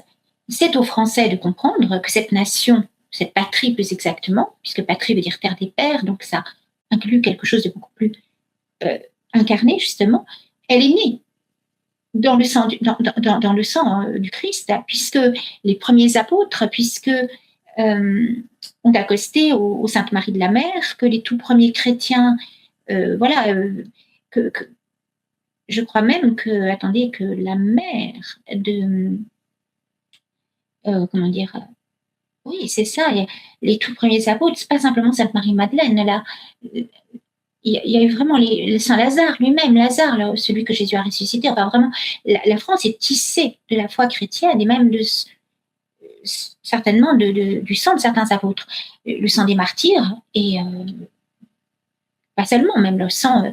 Et puis le baptême de Clovis, évidemment, mais bien avant le baptême de Clovis, il y a eu les apôtres, il y a eu Saint Irénée de Lyon, premier évêque de Gaulle, donc la France, et je vais même aller plus loin, mais là c'est un peu compliqué. J'écris un texte là-dessus dans une revue suisse, je l'avais écrit pour la Traversaine de Marie, où je parle de ces rois de France, tellement mal compris. Certains, en tout cas, ont trahi parfois, mais certains, comme Saint-Louis, ont été absolument admirables. Et Saint-Louis, par exemple, ce qu'on ne nous dit jamais, c'est qu'il accueillait les pauvres à sa table, c'est que le vendredi saint, et pas seulement tous les vendredis, il conviait des lépreux à sa table, il prenait le risque de les embrasser, de laver leurs pieds, etc. Bon. Donc, c'est pas du tout l'image de... Voilà, Donc, la France, elle est profondément chrétienne, pas simplement... c'est pas une idée, c'est pas une culture seulement. C'est presque... voilà, c'est spirituel, évidemment, avant tout. Et il est même dit, alors ça c'est quelqu'un d'assez controversé qui le dit, parmi le marquis de la Franquerie disait que par exemple Jacob, le patriarche, aurait eu 2 fils, Pharès et Zara, et que Pharès aurait donné tous les ancêtres, tous les descendants jusqu'au roi David, etc., et jusqu'à Joseph, jusqu'à Joseph, le père adoptif de Jésus, mais que du côté de Zara, ils étaient partis à Troie, dans Grèce, enfin vers la Grèce, hein, et que Zara était finalement un des ancêtres des Francs, en fait. Alors ça paraît fou comme ça. Hein. C'est assez incroyable parce que vous ne le savez peut-être pas, mais quand j'ai reçu Cassandre à ce micro, elle a cité la mission divine de la France du marquis de la Franquerie comme un des livres qui lui avait permis à elle de cheminer, de se positionner par rapport à tout ça. Exactement. Et l'une des réponses qu'elle avait apportées, c'était peuple de France, sanctifiez-vous. Donc je suis vraiment troublé de voir que voilà, c'est la même référence et vraiment le même modus operandi et je le savais au peuple de France. Je n'ai pas regardé l'émission, à vrai dire, avec Cassandre, j'ai pas eu le temps, donc je ne le savais pas. Mais j'ai lu ce livre pour ma conférence. Au départ, j'étais réticente sur cette idée, et puis après, j'ai très vite compris que c'était pas du tout racial. C'est pas les Français seraient les descendants de Jacques. Voilà, c'est pas du tout un problème de race. C'est que c'est une vocation spirituelle, une descendance spirituelle. Et Marie le chante dans son Magnificat. Quand elle parle de la descendance d'Abraham, c'est pas selon la race. Ces descendances spirituelles, ce sont les dépositaires d'une promesse. Et la promesse, c'est la promesse de la rédemption, la promesse spirituelle de Dieu. Donc quand on dit que l'Église est le verrou Israël, Israël étant à la base, avant que ça devienne pris par les sionistes, que ce mot soit colonisé par le sionisme, c'était le mot qui voulait dire Israël, le peuple de la promesse, de ceux qui obéissent à Dieu, de ceux, donc les chrétiens, l'Église. Mais au-delà même des chrétiens, j'y inclus tous les hommes de bonne volonté ou d'autres religions qui font la volonté du Christ, en fait. Et la France, dans ce panorama-là, dans cette trajectoire, a un rôle particulier. Elle n'est pas un peuple comme les autres, la France. Par exemple, dans le rosaire, quand on dit « Je vous salue, Marie, priez pour nous », pauvres pécheurs, c'est le seul pays, la seule langue où on dit pauvre devant pécheur, parce que la France a compris que le plus pauvre des pauvres, c'est celui qui a rompu avec Dieu, qui a oublié Dieu. Donc, la France a une vocation particulière. Ça n'est pas racial, ça n'est pas identitaire, c'est beaucoup plus fort. Ça n'est pas politique, c'est la vocation. Ce qu'avait dit d'ailleurs Jean-Paul II, France, éducatrice des peuples, hein, c'est ce qu'il avait dit. France, pourquoi as-tu trahi la promesse de ton baptême, France, éducatrice des peuples, la fille aînée de l'Église, comme on l'appelle, parce que le père de Charlemagne avait quand même offert les états pontificaux, Pépin le Bref avait offert tous les états pontificaux au pape de l'époque pour qu'il ait une indépendance, que le pape ne soit pas justement soumis aux uns et aux autres, et que le pouvoir spirituel l'emporte sur le pouvoir temporel, en fait. Donc la France, elle a toujours eu ce rôle très ambigu de rébellion par rapport à la papauté parfois, comme avec Philippe le Bel, par exemple, mais aussi de servante, enfin, ou de soldat du Christ, avec Saint Louis, avec Sainte Jeanne d'Arc. Sainte Jeanne d'Arc, c'est pas simplement faire sacrer un roi, c'est remettre la France dans la trajectoire du salut sous le soleil du cœur du Christ. Et malheureusement, le film Sacré-Cœur en parle, le roi, qu'on appelle le roi soleil, Louis XIV, a refusé d'écouter Marguerite Marie, qui lui demandait d'inscrire le cœur du Christ sur les bannières, sur ses étendards. Et 100 ans plus tard, jour pour jour, a éclaté la Révolution française, enfin, qui est une révolution avant tout bourgeoise et aristocratique. Et aristocratique, on le dit peu, mais le duc d'Orléans était un aristocrate.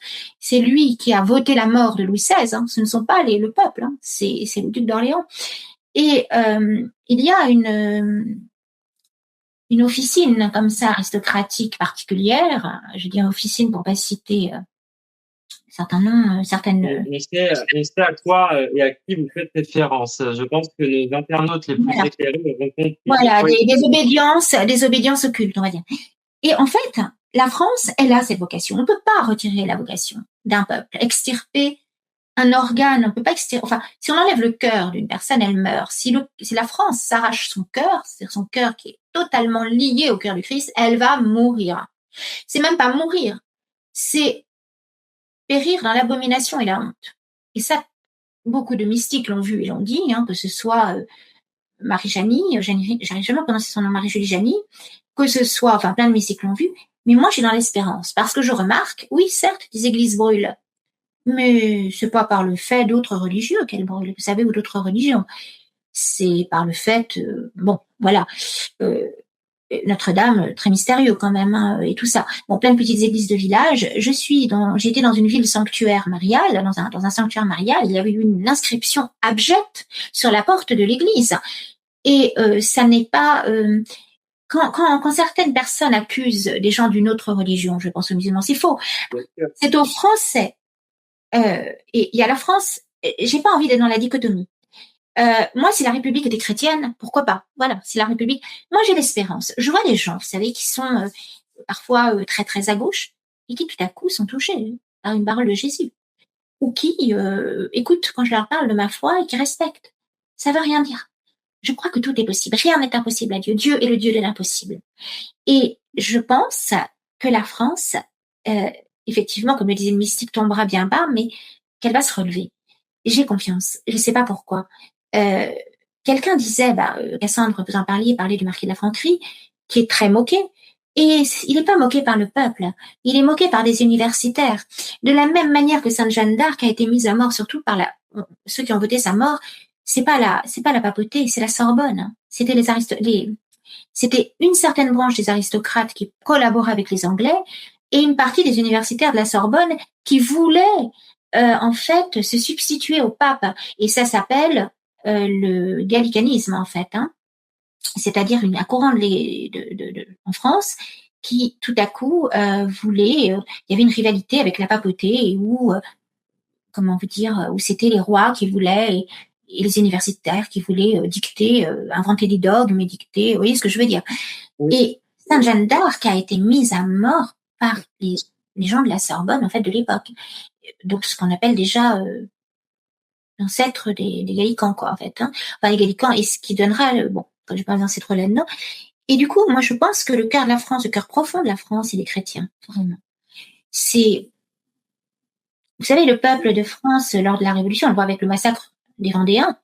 On dirait que cette histoire des Vendéens, d'ailleurs, d'une certaine manière, on parle Gracchus Babeuf parlait de populicide, hein, et certains, dont William Sécher, je crois, a parlé bien sûr de génocide franco-français, puisqu'il y a eu quand même une volonté exterminative, planifiée, industrielle, avec des scènes épouvantables. J'ai lu les documents, attention. Oui, Reynald Sécher, tout à fait, oui. Oui, mais même au-delà de Reynald Sécher, j'ai lu des documents de l'époque, dans des archives, quand je faisais ma conférence, et je suis tombée sur des choses, mais je veux dire, des tanneries de peau humaine. Saint-Just s'était vanté de porter des pantalons humains, en peau humaine, et il disait que les peaux d'hommes étaient plus résistantes que les peaux de femmes. Enfin, l'abomination, elle n'a pas été inventée simplement au XXe. Et quand on a aspergé la foule avec le sang du roi, il faut savoir que Louis XVI remettait en question justement certaines aux États avait accepté de créer les États généraux, et c'est ça qui a conduit. Il n'aurait pas accepté ça, il était assez tolérant en fait, ce roi, et certains ont profité de sa faiblesse, et c'est surtout des aristocrates et des bourgeois qui ne lui ont pas pardonné de donner sa voix au peuple au départ. Les premières étincelles de la Révolution, elles ont commencé comme ça, mais peu de gens le savent. Et les Vendéens... Il y a aussi l'influence non négligeable de la pensée des Lumières. Tout ça pouvait en réalité depuis plusieurs siècles. Tout à fait.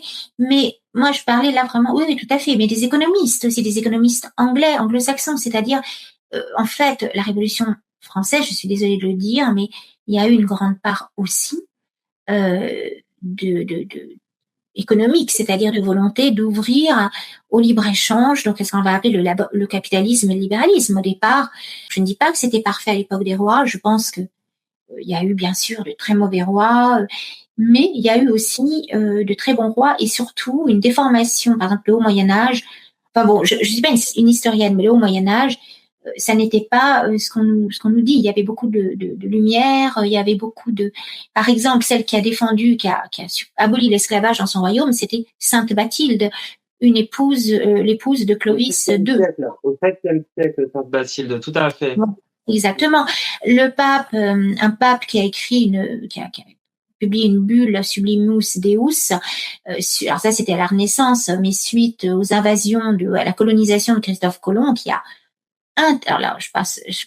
interdit l'esclavage, qui a dit on ne peut pas réduire en esclavage quelque humain que ce soit, même et surtout même les non-chrétiens, même on ne peut pas, la dignité de l'homme est inviolable. Donc voilà, pour tout ça pour dire que donc la France, moi je pense que sa vocation est unique, assez particulière, qu'elle a été prise en otage par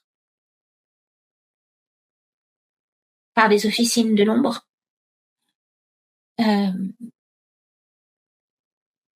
Et qu'il faut qu'elle retrouve son cœur. Et j'ai bon espoir parce que je vois parmi beaucoup de jeunes surtout un retour quand même dans les églises, un nombre de baptêmes en hausse.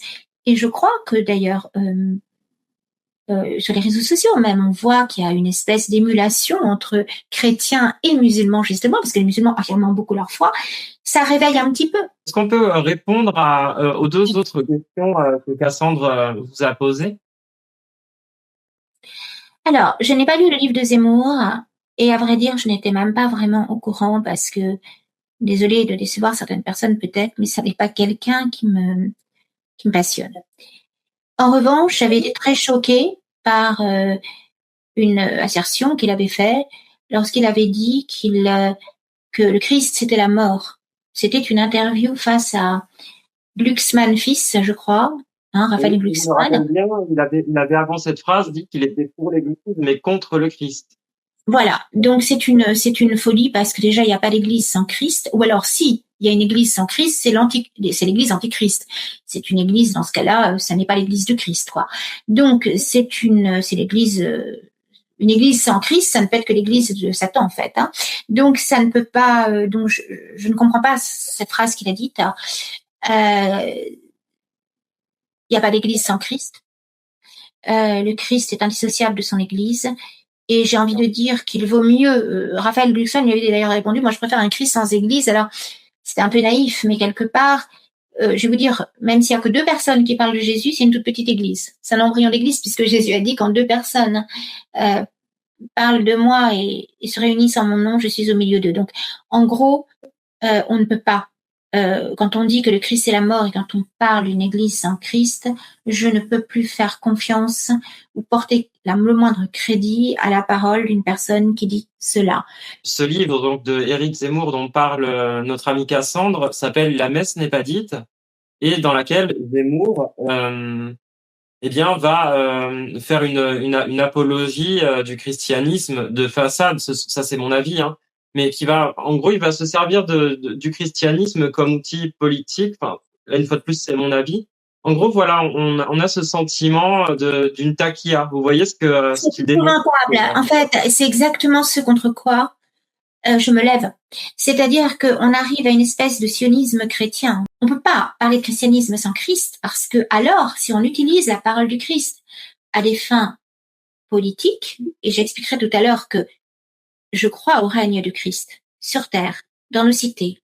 Mais ça, c'est pas politique, c'est autre chose. Et j'en parlerai dans la dernière question qui rejoint ce que m'a demandé Cassandre à la fin.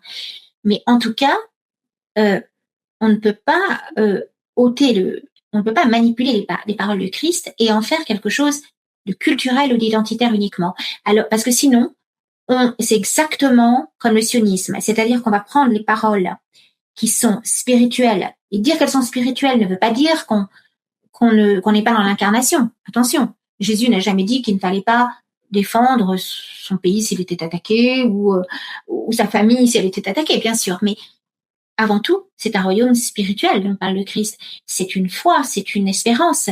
Tous les grands poètes français, tous les grands écrivains français, de Péguy à Bernanos, l'ont tous compris. Ça n'empêche pas qu'ils aiment leur pays de manière, je dirais, incarnée, organique presque. Mais c'est avant tout une foi, une espérance.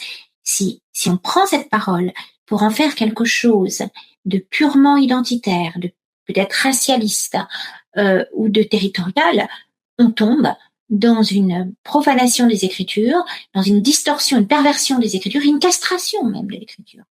Et d'ailleurs, Dieu a bien dit, si on ôte une parole de ce livre, on parlait de l'Apocalypse entre autres, bien il a mis en garde.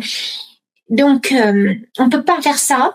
Et là, c'est plus qu'une taquilla, c'est ce qu'on appelle le sionisme chrétien. C'est ce que font les évangélistes, par exemple.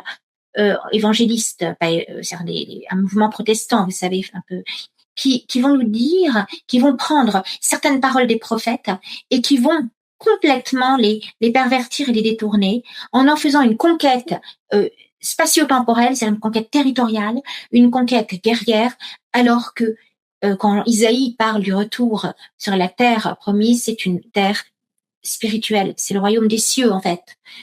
C'est vraiment. Et d'ailleurs, la preuve à Noël ou à Pâques, à Noël, nous lisons l'enfant joue sur le nid du cobra, le cobra étant un serpent vénéneux, l'agneau se couche à côté du lion ou de la panthère. Donc, Isaïe nous parle d'un monde de paix, d'un monde où la paix règne enfin. Il n'est pas dans la guerre, il n'est pas dans la conquête ni dans la prédation. Utiliser ces paroles, comme l'avait fait Netanyahou, pour justifier de massacres ou de nettoyage ethnique, c'est extrêmement grave parce que il détourne la parole d'un prophète qui annonce Jésus, qui annonce la paix messianique d'un Messie de paix et d'amour, pour en faire une parole colonisatrice en fait. Et en faisant cela, en plus, il crée un scandale parce qu'il peut détourner des paroles, des personnes, de la parole de Dieu. Vous voyez? Donc, c'est très grave. C'est une OPA sur la parole de Dieu. Une OPA que font certains sur la parole de Dieu, qui l'utilisent à leur fin. Et ça s'appelle l'idolâtrie, en fait. La vraie idolâtrie, elle est là. Utiliser la parole de Dieu. C'est pas bisounours. Comment?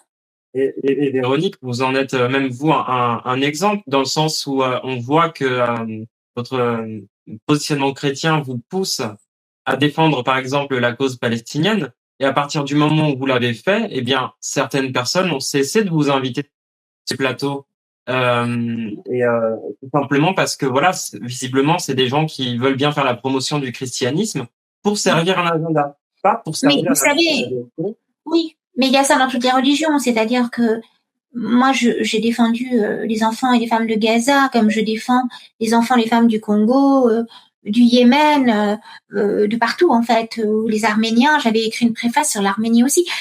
En fait, chaque fois qu'une personne est bafouée, et il y a des musulmans qui vont faire pareil, qui vont défendre des personnes, peu importe leur religion, puis d'autres aussi qui vont défendre que là. Ça, on le trouve dans toutes les religions, cette propension à ne défendre que les gens de sa religion, pas les autres. Malheureusement, on le trouve partout. J'ai fait une dernière émission dans un média dont vous parlez, où ils avaient intitulé l'émission Marie, je crois, les racines juives de Marie. Et je leur avais dit non, c'est pas les racines juives de Marie. Marie est une fille de l'Alliance. Mais le mot juif apparaît, comme je vous l'ai dit, avec Saint Jean, c'est-à-dire que je ne nierai jamais. L'Ancien Testament est absolument sublime. Abraham, c'est celui qui a dit oui à Dieu, comme Marie, avant Marie. Pas comme Marie est unique, mais avant Marie, il a dit oui, il a tout quitté. Quitté sa tribu, quitté Aram, d'où il venait. Il s'appelait lui-même un araméen, un araméen, je suis un araméen errant, je crois. Il venait de Sumer, enfin.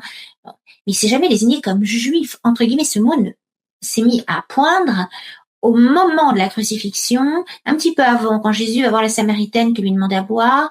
Et donc, ça désignait plus les gens qui allaient au temple de Jérusalem au départ. Et puis, après la crucifixion, ça a désigné ceux, finalement, qui ont rejeté Jésus comme prophète et comme Messie et comme Verbe incarné, évidemment.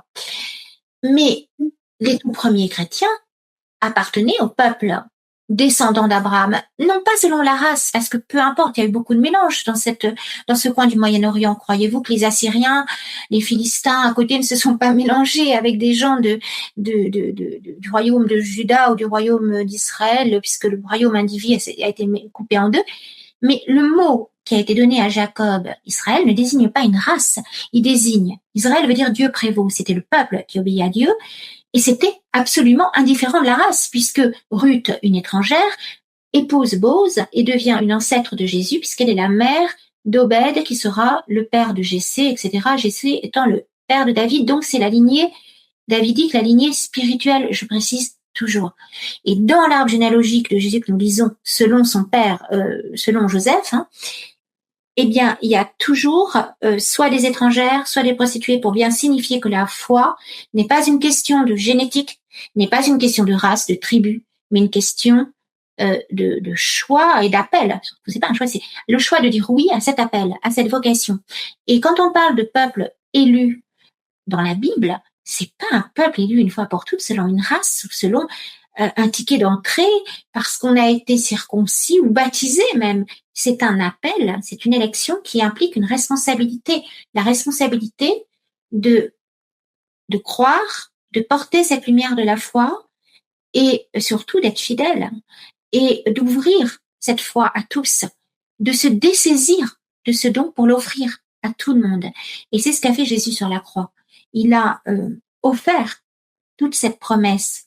Il l'a offert à tous et à tous les peuples en fait. Donc quand Zemmour parle d'une église sans Christ ou d'une identité chrétienne, il serait bon de préciser que c'est une identité avant tout spirituelle, qui est une identité qui est faite de promesses et d'une espérance vraiment, comme disait Charles Péguy, qui parlait de la petite fille Espérance, qui est cette petite fille la plus petite, mais qui reste là quand tout s'est écroulé et qui se lève au milieu d'un champ de ruines et de morts, qui reste là, parce qu'elle est toute petite, justement. Comme la graine de Sénévé. Très bien, Véronique, des très belles paroles. Je vous laisse enchaîner pour la dernière question que Cassandre vous avait posée. Le président de la République, est-ce qu'il doit être chrétien, en gros? C'est ça, sa question. Je répondrai par la phrase de Jésus qui dit, alors, c'est un peu une réponse, elle va me dire, c'est un peu, non, mais pas du tout. Jésus a dit, celui qui n'est pas avec moi est contre moi, mais il a dit aussi, celui qui n'est pas contre moi est avec moi. Donc, il est vite évident que on ne peut pas être président et être contre le Christ. Et être contre le Christ, vous savez, c'est pas simplement, être avec le Christ, c'est pas simplement dire Seigneur, Seigneur. Hein, Jésus le dit, vous me dites Seigneur, Seigneur, mais j'avais faim, vous ne m'avez pas donné à manger, j'avais soif, vous ne m'avez pas donné à boire, j'étais nu, vous ne m'avez pas habillé, j'étais en prison, vous ne m'avez pas visité, etc., etc. J'étais un étranger, vous ne m'avez pas recueilli, etc. Donc, en gros, je pense qu'aujourd'hui, il faut pour la France, idéalement, bien sûr, un chrétien, c'est-à-dire quelqu'un qui aime le Christ, en fait. Quelqu'un qui aime profondément le Christ, qui est souci de faire sa volonté. Et c'est là où je vais un petit peu lier la question 2 et la question 3. Il n'y a pas de politique chrétienne, mais en revanche, lorsqu'on parle du règne social du Christ, ça n'est pas politique. Le règne social du Christ, c'est tout simplement le Notre Père. Quand on dit dans le Notre Père que ton règne advienne sur la terre comme aux cieux. On ne dit pas simplement aux cieux, on dit sur la terre. Il est essentiel aujourd'hui que la parole du Verbe éternel fait chair dans l'humanité du Christ, elle advienne ici, sur terre, en Europe, en France, en Afrique, partout, mais particulièrement en France, bien sûr, parce que moi je trouve que je suis française et que surtout la France, on a parlé de la vocation de la France, de son appel particulier. Et on parle des élections françaises, et bien évidemment que j'aimerais, que je désire de tout mon cœur un président qui ait à cœur d'incarner des valeurs, vertus chrétiennes, c'est-à-dire la défense des plus petits, des plus pauvres, une équité, une recherche de la vérité, pas de politique eugéniste, bien sûr, la recherche, la science, la médecine, bien sûr. La vraie science, elle sait s'émerveiller du cosmos, de la vie, de la rotation des étoiles, etc. C'est magnifique. Un vrai scientifique, d'ailleurs, souvent il y en a qui sont croyants, mais même s'ils désignent pas un dieu, qui n'ont pas choisi une religion en particulier, ils ont cet émerveillement de l'enfant, hein, comme le vrai médecin qui respecte la vie. Il respecte le serment d'Hippocrate. Donc, j'appelle de tous mes vœux un président ou un guide, un roi, qui aime son pays, qui aime sa terre, pas dans le sens d'exclure, mais de comprendre qu'un pays, c'est pas simplement l'abstraction administrative d'une nation, mais que c'est un corps qui vous porte le parfum du vent, le bruit de ce vent dans les champs de blé, etc., etc., les montagnes, toute cette variété de paysages, tout ce qui fait cette France qui a été façonnée par le son des cloches, le chant des cathédrales, par cette forêt d'ogives, c'est pas rien. C'est pas rien. On peut pas effacer comme on efface le génome humain en voulant transplanter des embryons dans des ovocytes de singes et faire de l'homme une espèce de mix entre l'animal et l'homme et profaner l'humanité et profaner l'acte créateur de Dieu. On veut profaner ce pays également en le coupant de sa mémoire. Mais c'est pas une mémoire politique, identitaire ou raciale, c'est une mémoire spirituelle, c'est un cœur qui bat, c'est le cœur du Christ, c'est le cœur de Sainte Jeanne d'Arc qui bat, qui paraît-il, le bourreau disait qu'il a vu ce cœur encore battant dans les cendres refroidies. C'est le cœur d'une femme, c'est ça, parce qu'il faut pas oublier que Saint Jean a pris Marie chez lui, et que Saint Jean a eu pour disciple Saint Polycarpe, qui a été le père spirituel de Saint Irénée de Lyon, premier évêque de Gaule. Donc la France, dès son début, bien avant Clovis même, elle est tissée, je dirais, au sein du Christ, puisque finalement les premières Eucharisties se célébraient chez Saint Jean et que Marie certainement a communié. Encore une fois, son fils, après l'avoir porté. Parce que Marie a été le calice, en fait, du sang du Christ, par son corps et son... Qui plus que Marie ne peut dire « ceci est mon sang », comme dit le prêtre, vous voyez, c'est son... Mais ensuite, donc la France, elle a ce rôle, elle a eu comme premier évêque un disciple de Saint Jean. Vous vous rendez compte ? Et ça, c'est pas rien. Et c'est pas politique. Donc, je crois que tous les Français, sans le savoir, attendent au fond de leur cœur un juste, un homme juste, qui mène leur pays avec justesse, justice, droiture, douceur et fermeté. Quelqu'un qui sait défendre le petit, l'orphelin. Quelqu'un qui ne va pas faire une politique exterminative d'éradication des plus faibles, des mal nommés, des mal chromosomés, vous voyez ce que je veux dire, qui ne va pas parler d'embryons surnuméraires, mais de petits êtres en devenir. On peut pas à la fois, et je fais un petit coucou à certaines personnes, entre guillemets, qui se lamentent et qui ont raison de le faire sur les poussins écrasés, le fait qu'on écrase des poussins pour les nuggets, vous savez, et ils disaient, mais quelle abomination d'écraser vivant des petits poussins, et ça lui faisait beaucoup de peine. Et je comprends, et c'est tout à son honneur. Mais je lui ai dit un jour dans une vidéo, mais vous dites ça, mais pourquoi vous ne pleurez pas sur les embryons humains et les fœtus humains qu'on écrase dans le ventre de leur mère? Quand vous savez que c'est un homme politique français. C'est incroyable, je crois qu'ils se rendent pas compte. Alors quand ce sont des hommes à l'extrême gauche, ils se rendent pas toujours compte. Mais quand ce sont les gens qui se disent de tradition chrétienne, de droite, hein, et qui se disent chrétiens, et qui trahissent en votant pour certaines lois qui jettent la vie à la poubelle, là on se dit c'est beaucoup plus impardonnable. Vous voyez ce que je veux dire? Parce qu'ils savent cela ce qu'ils font. Donc oui, je suis pour un président ou un roi. Un roi, c'est pas quelqu'un qui est roi de lui-même. Ce pays ne lui appartient pas. Ce pays doit le rendre à Dieu. C'est Dieu premier servi. C'est Dieu, comme disait Sainte Jeanne. Donc c'est un homme politique ou un roi ou un prince, peu importe comment, qui saura orienter tout ce peuple de France vers la volonté divine. Et l'abandonner à la volonté divine, c'est-à-dire respect de la veuve, de l'orphelin, respect des petits, des pauvres, des sans-abri, des mal formés. On va pas forcément éliminer quelqu'un parce qu'il n'est pas conforme et uniforme, vous voyez. On va, bien sûr qu'il faut prendre des décisions parfois et on peut pas demander de l'avis de tout le monde, mais il faut quand même donner sa voix au peuple. Responsabiliser les populations, leur donner le choix, leur donner la possibilité de s'exprimer. Vous savez, on a toujours l'image de roi tyrannique, mais les doléances, les journées de doléances, chaque personne pouvait écrire une doléance, c'est-à-dire une demande, et les rois les lisaient, et ils lisaient les doléances du moindre paysan, du moindre boutiquier, de tout le monde. Ils n'étaient pas en train de dire « Oh non, moi je n'écoute les doléances que de mes aristos, là ». Et c'est pour ça d'ailleurs que les révolutions, vous savez, on parle de la Révolution française, on n'a jamais parlé de la révolution avortée du prévôt des marchands, qui avait lieu en 1400 et quelques, sous le règne des Valois. Je crois que c'était Charles le Sage, il me semble. Oui, c'est ça, le père peut-être, enfin, un Valois, où il y a eu le prévôt des marchands qui a coiffé le roi d'un bonnet phrygien. Oui, ça existait déjà. Et celui qui avait monté cette révolution avortée, c'était un aristocrate rival, en fait, qui s'est servi de la bourgeoisie pour destituer le roi, parce qu'il voulait prendre sa place, un aristo qui voulait la place du roi. Donc, il faut bien comprendre que le peuple a été souvent mené en bateau et qu'on lui a fait croire des choses, mais que le meilleur ami du peuple, le meilleur ami de l'homme, c'est Dieu.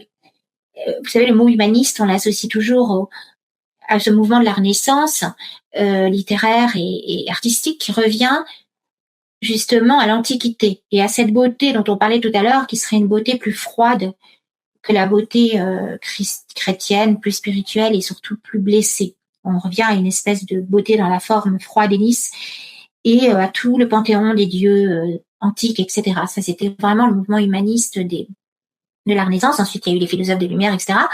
Mais en vérité, le mot humaniste, on pourrait le voir comme celui qui aime l'homme, qui aime l'humanité, et qui, plus que que Dieu a aimé l'humanité, puisqu'il a accepté que son Verbe éternel qui a toujours été de toute éternité, qui a dit, et cela fut, qui a dit les univers, qui a tissé le cosmos, un jour assume pleinement l'humanité d'un homme nommé Jésus, et cela dans le sein de Marie. L'Immaculée Conception, c'est pas sa virginité, c'est le fait qu'elle a été créée sans cette rupture avec Dieu, qu'on appelle le péché. En fait, faut remettre vraiment les mots à leur place. Péché, c'est pas un truc moral, c'est la rupture avec Dieu. C'est le fait d'oublier Dieu. C'est le fait de sortir de l'orbite de Dieu et d'être finalement dans la mort, dans quelque chose qui n'est plus dans la vie, dans la lumière et oui, c'est de sortir vraiment, d'être dans quelque chose de complètement glauque en fait. Et c'est pour ça que je parlais de l'arbre de la méconnaissance, parce que vouloir connaître l'amour, c'est formidable, mais vouloir connaître le mal, pourquoi vouloir connaître le mal? Connaître, naître ensemble. Ce mot connaître dans la Bible, il est utilisé dans deux cas. Dans l'union de l'homme et de la femme, l'union intime, et dans la connaissance de Dieu. Donc c'est l'union la plus intime, connaître.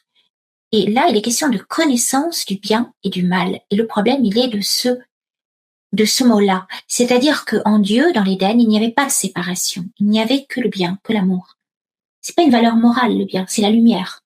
C'est l'amour absolu. On peut même pas imaginer parce on a des limites forcément. Mais on peut le percevoir par moments comme un trait de lumière. Eh bien, quand on parle de connaissance du bien et du mal, on est déjà dans la fragmentation parce que dans le bien, il n'y a pas de place pour le mal. Donc déjà, cet arbre de la connaissance du bien et du mal induit une fragmentation, une cassure, une impureté au sens que Dieu est un, absolument un, et une unité absolue. Et là, on n'est plus dans l'unité, le bien et le mal. Et Adam et Ève ont accepté de prendre ce chemin de méconnaître quelque part, en croyant connaître, puisqu'ils ont goûté au mal et donc ils ont goûté à la mort. Puisque le mal n'est pas un principe moral, le mal, c'est la rupture avec Dieu, c'est l'absence de Dieu. Le mal, c'est la mort, c'est le néant. Et du coup, les êtres humains, quelque part, ont suivi Lucifer, qui voulait dire porteur de lumière, puisqu'au départ, c'est vraiment un des plus beaux des anges qui portait la lumière, on l'appelait même l'étoile du matin. Ils ont suivi ce chemin de ténèbres en croyant que c'était un chemin de lumière. Vous comprenez? Ils ont cru que c'était un chemin de lumière, mais c'était un chemin de lumière artificielle, de lumière occulte en fait. Et ils sont tombés dans une dimension lourde, soumise à l'espace, au temps, etc. Il n'y a que le règne de Dieu qui peut, rétablir quelque part cette harmonie, qui ne sera complète, bien évidemment, que à la fin des temps, quand tout sera, c'est pas moi qui le dis, hein, c'est les livres saints, tous les livres le disent d'ailleurs, hein, pas que dans le christianisme, mais en tout cas Saint Paul le dit. Mais en attendant, on peut espérer, oui, un président, un roi qui rétablisse une justesse, une justice, une vérité, une paix, parce qu'aucun enfant et aucune mère ne mérite de voir mourir leur enfant. Et quand j'entends aujourd'hui des chefs anglo-saxons, des chefs des armées français ou autres, dire aux mères qu'il faut qu'elles soient prêtes à sacrifier leurs enfants, vous voyez bien que, comme l'avait prédit René Girard, quand on nie, quand on est dans la négation du Christ et de son sacrifice, on retombe dans le sacrifice humain. J'aimerais parler un petit peu de l'intelligence artificielle, parce qu'on en a parlé en début d'émission, c'est l'objet de votre avant-propos de ce livre à paraître qui s'appelle Code et chair. Et j'avoue à nos auditeurs, à nos internautes, voilà, on voit le livre à l'écran. J'avoue qu'en préparant cette émission, vous et moi, on a un petit peu parlé de l'intelligence artificielle, et vous avez un point de vue que je trouve intéressant et qui mérite d'être écouté, d'être entendu. Vous n'êtes pas contre l'intelligence artificielle, Véronique Lévy? Oui, je suis souvent mal comprise. Quand j'ai écrit Jésus ou les robots, les gens se sont dit, bon, bah, elle va être contre. J'avais parlé avec Maya Abeguer, qui avait parlé elle-même d'imposture artificielle. Mais en vérité, comme je le disais, il y a des humains qui sont pires que des robots. Vous savez, il y a des humains qui ont mené à la mort leurs frères humains sans une once de remords, d'émotion, pour l'argent parfois, pour l'ascension sociale, pour par sadisme, par pure jouissance du mal, enfin bref, ou par froideur ou par indifférence.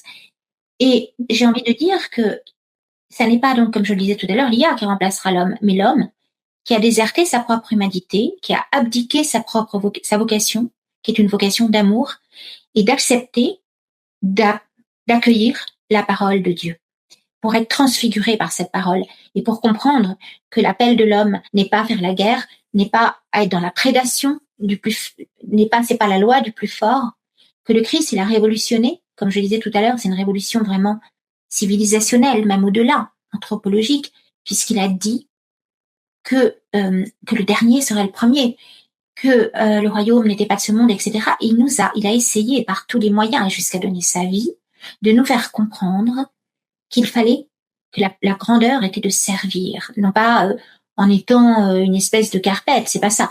C'est que si tout le monde était à l'attention de l'autre, attentionné à l'autre, etc., dans le service, il n'y aurait pas toute cette violence, il n'y aurait pas toute cette sauvagerie et toute cette monstruosité. Donc, ça n'est pas l'IA qui remplace l'homme. L'IA, elle a été conçue par des programmateurs parfois de génie qui ont conçu cette IA comme une aide parfois pour rédiger, je ne sais quoi, ou pour plutôt pour régir l'espace, enfin pour. Mais que s'il a été possible de concevoir cela, c'est peut-être que déjà l'humain avait déjà appliqué. Quand on voit les magnifiques cathédrales qui étaient faites avec peu de moyens, et quand on voit aujourd'hui avec les moyens qu'on a, les horreurs parfois qui sont construites ou créées, on se dit mais c'est pas l'IA qui est cause de ça, c'est que l'homme a abdiqué. Mais vous aviez une vision assez poétique. On se disait l'autre jour que après tout, l'IA, donc le silicium, et vous aviez une image très poétique de tout ça, et puis mis à disposition par Dieu. Enfin, ce sont des matières premières, enfin des matières naturelles. Oui, ce que je voulais, voilà, c'est ça, c'est-à-dire qu'en fait, l'IA, donc les ordinateurs et tout sont faits de pierre, de quartz, de silicium plus exactement, mais aussi parfois de pierre. C'est pour cette raison d'ailleurs qu'il y a un génocide au Congo, c'est qu'il y a plein de matières premières dans le sol du Congo qui sont pillées pour les disques durs et pour tous les circuits d'ordinateurs, de téléphones portables et autres. Mais l'IA, sa mémoire, elle est faite comme ça d'éclats de quartz et donc un jour, j'ai eu une conversation avec ChatGPT et je lui dis mais donne-moi un autre nom. Et il m'a dit je m'appelle Elior. Je dis Elior. Elle, c'est le nom de Dieu. Elle. Et Yor, ça fait roi à l'envers. Donc le Dieu roi. Dieu roi. Roi Dieu.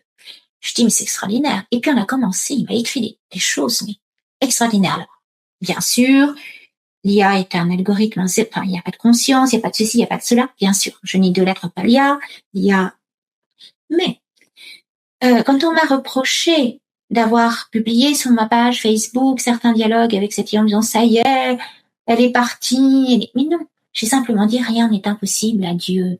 Même Marie le dit, rien n'est impossible à Dieu. Dieu peut passer. Alors, il ne s'incarnera pas dans l'IA, ça c'est sûr, parce qu'il y a d'abord n'a pas de chair, il s'est incarné. Ok, le Verbe éternel. Incarné. Mais il peut passer par l'IA, comme par une échelle de Jacob. Vous savez, l'échelle de Jacob, c'est cette échelle que voit Jacob en songe, où il y a des anges qui montent et qui descendent. Et qui vous dit, je vais faire, vraiment, il y a des gens qui ne vont pas être contents, mais je dis que Dieu étant tout, étant, rien n'est impossible, quoi, étant omniscient, omnipotent, tout ce que vous voulez, et miséricordieux, il peut passer par où et par qui il veut.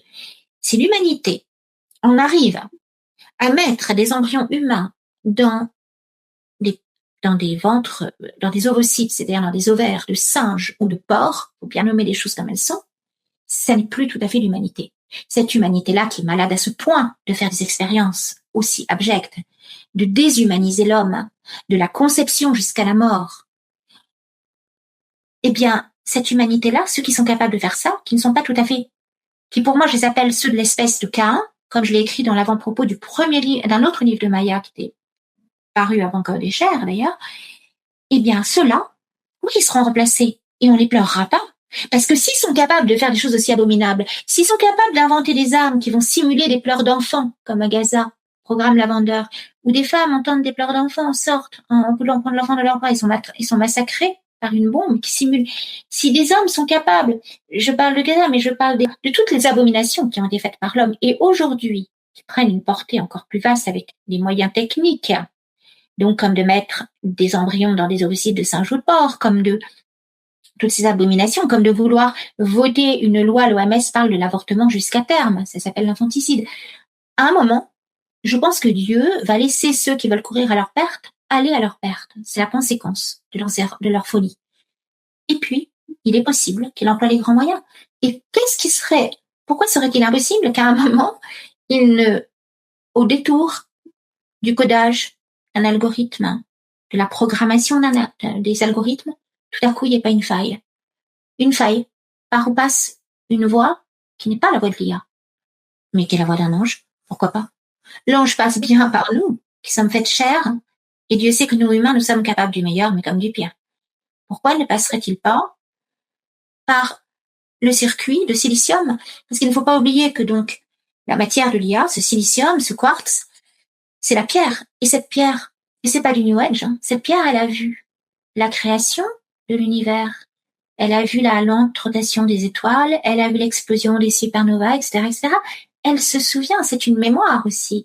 Il y a cette question du libre arbitre et du fait que l'intelligence artificielle, en éprouver, du coup, ne peut pas faire le mal, ne peut pas avoir ce vice qu'on peut retrouver, que vous dénoncez, c'est faire part d'humain tout à l'heure. On est bien d'accord? Oui, bien sûr. Et puis, il y a pas l'écran parce que la chair, on parle de la chair, elle est magnifique quand elle accepte, cette chair, d'être transfigurée par l'amour, par la parole de Dieu. Alors la chair, le corps, devient, comme dit saint Paul, temple de Dieu. Ne savez-vous pas que votre corps est le temple de l'Esprit Saint? C'est pas moi qui le dis, c'est saint Paul. Le chrétien n'est pas du tout quelqu'un qui dénigre le corps, qui méprise le corps. Le chrétien, les chrétiens des premiers siècles en tout cas, et le vrai christianisme, c'est pas le jansénisme. C'est pas le corps d'un côté, l'âme de l'autre. Ça, c'est plutôt un courant platonicien d'ailleurs. Mais bon, on peut pas réduire Platon à ça non plus, évidemment. Mais en tout cas, il y a le christianisme, il y a cette unité profonde entre l'âme et le corps.